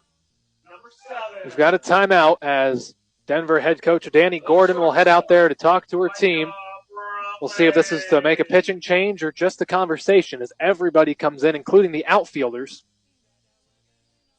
Hasn't taken the ball from Egina yet, so it looks like Egina will probably remain in the ball game as the pitcher. Bromley having a conversation with Coach Olmstead during this timeout. And Coach Gordon calls her team together and heads back into the dugout. So just a brief conversation with their pitcher. And we'll resume the bottom of the 6th. Micah Bromley up to bat for Waterloo Columbus. 2 on, 2 out here in the bottom of the 6th. Sailors leading this one 3-1. As Bromley will dig in. Bromley, the 8-hole hitter for Waterloo Columbus. Comes into this at-bat with an 0 for 2 line on the day. Here's the pitch. That one misses outside. 1 ball, no strikes. Bromley popped out to right field and then struck out and was thrown out at first base on a drop third strike so far in her first 2 at-bats of the contest. That one gets a piece of her, I thought.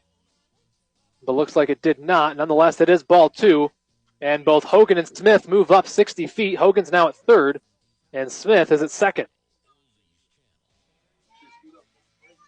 So now 2 runners in scoring position. 2-0 count for Bromley. As here's the pitch. Swings through that one for strike 1. 2 balls and a strike now the count for Bromley.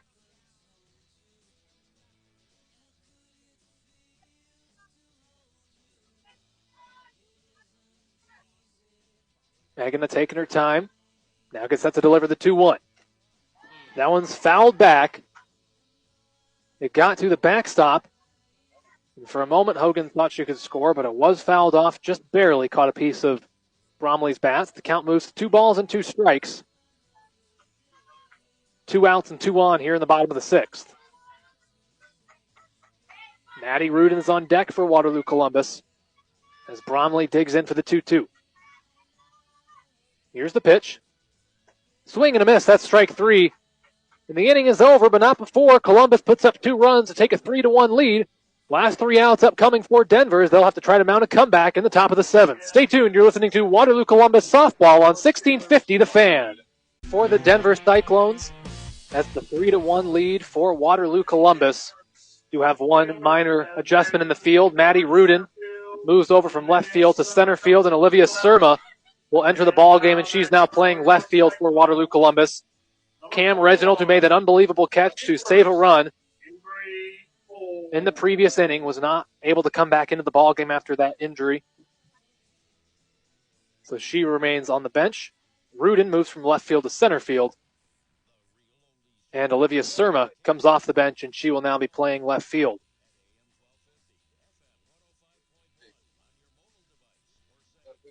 Leading off for Denver in the top of the 7th will be Avery Ford. He comes into this at-bat with a 1-for-2 line. She grounded to shortstop and reached on an infield single, and then she grounded out to second base. 3 more outs needed by the Sailors.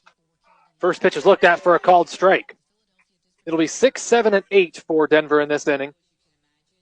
Ford will be followed by Ackerson and Akers if they do not go to the bench. Here's the 0-1.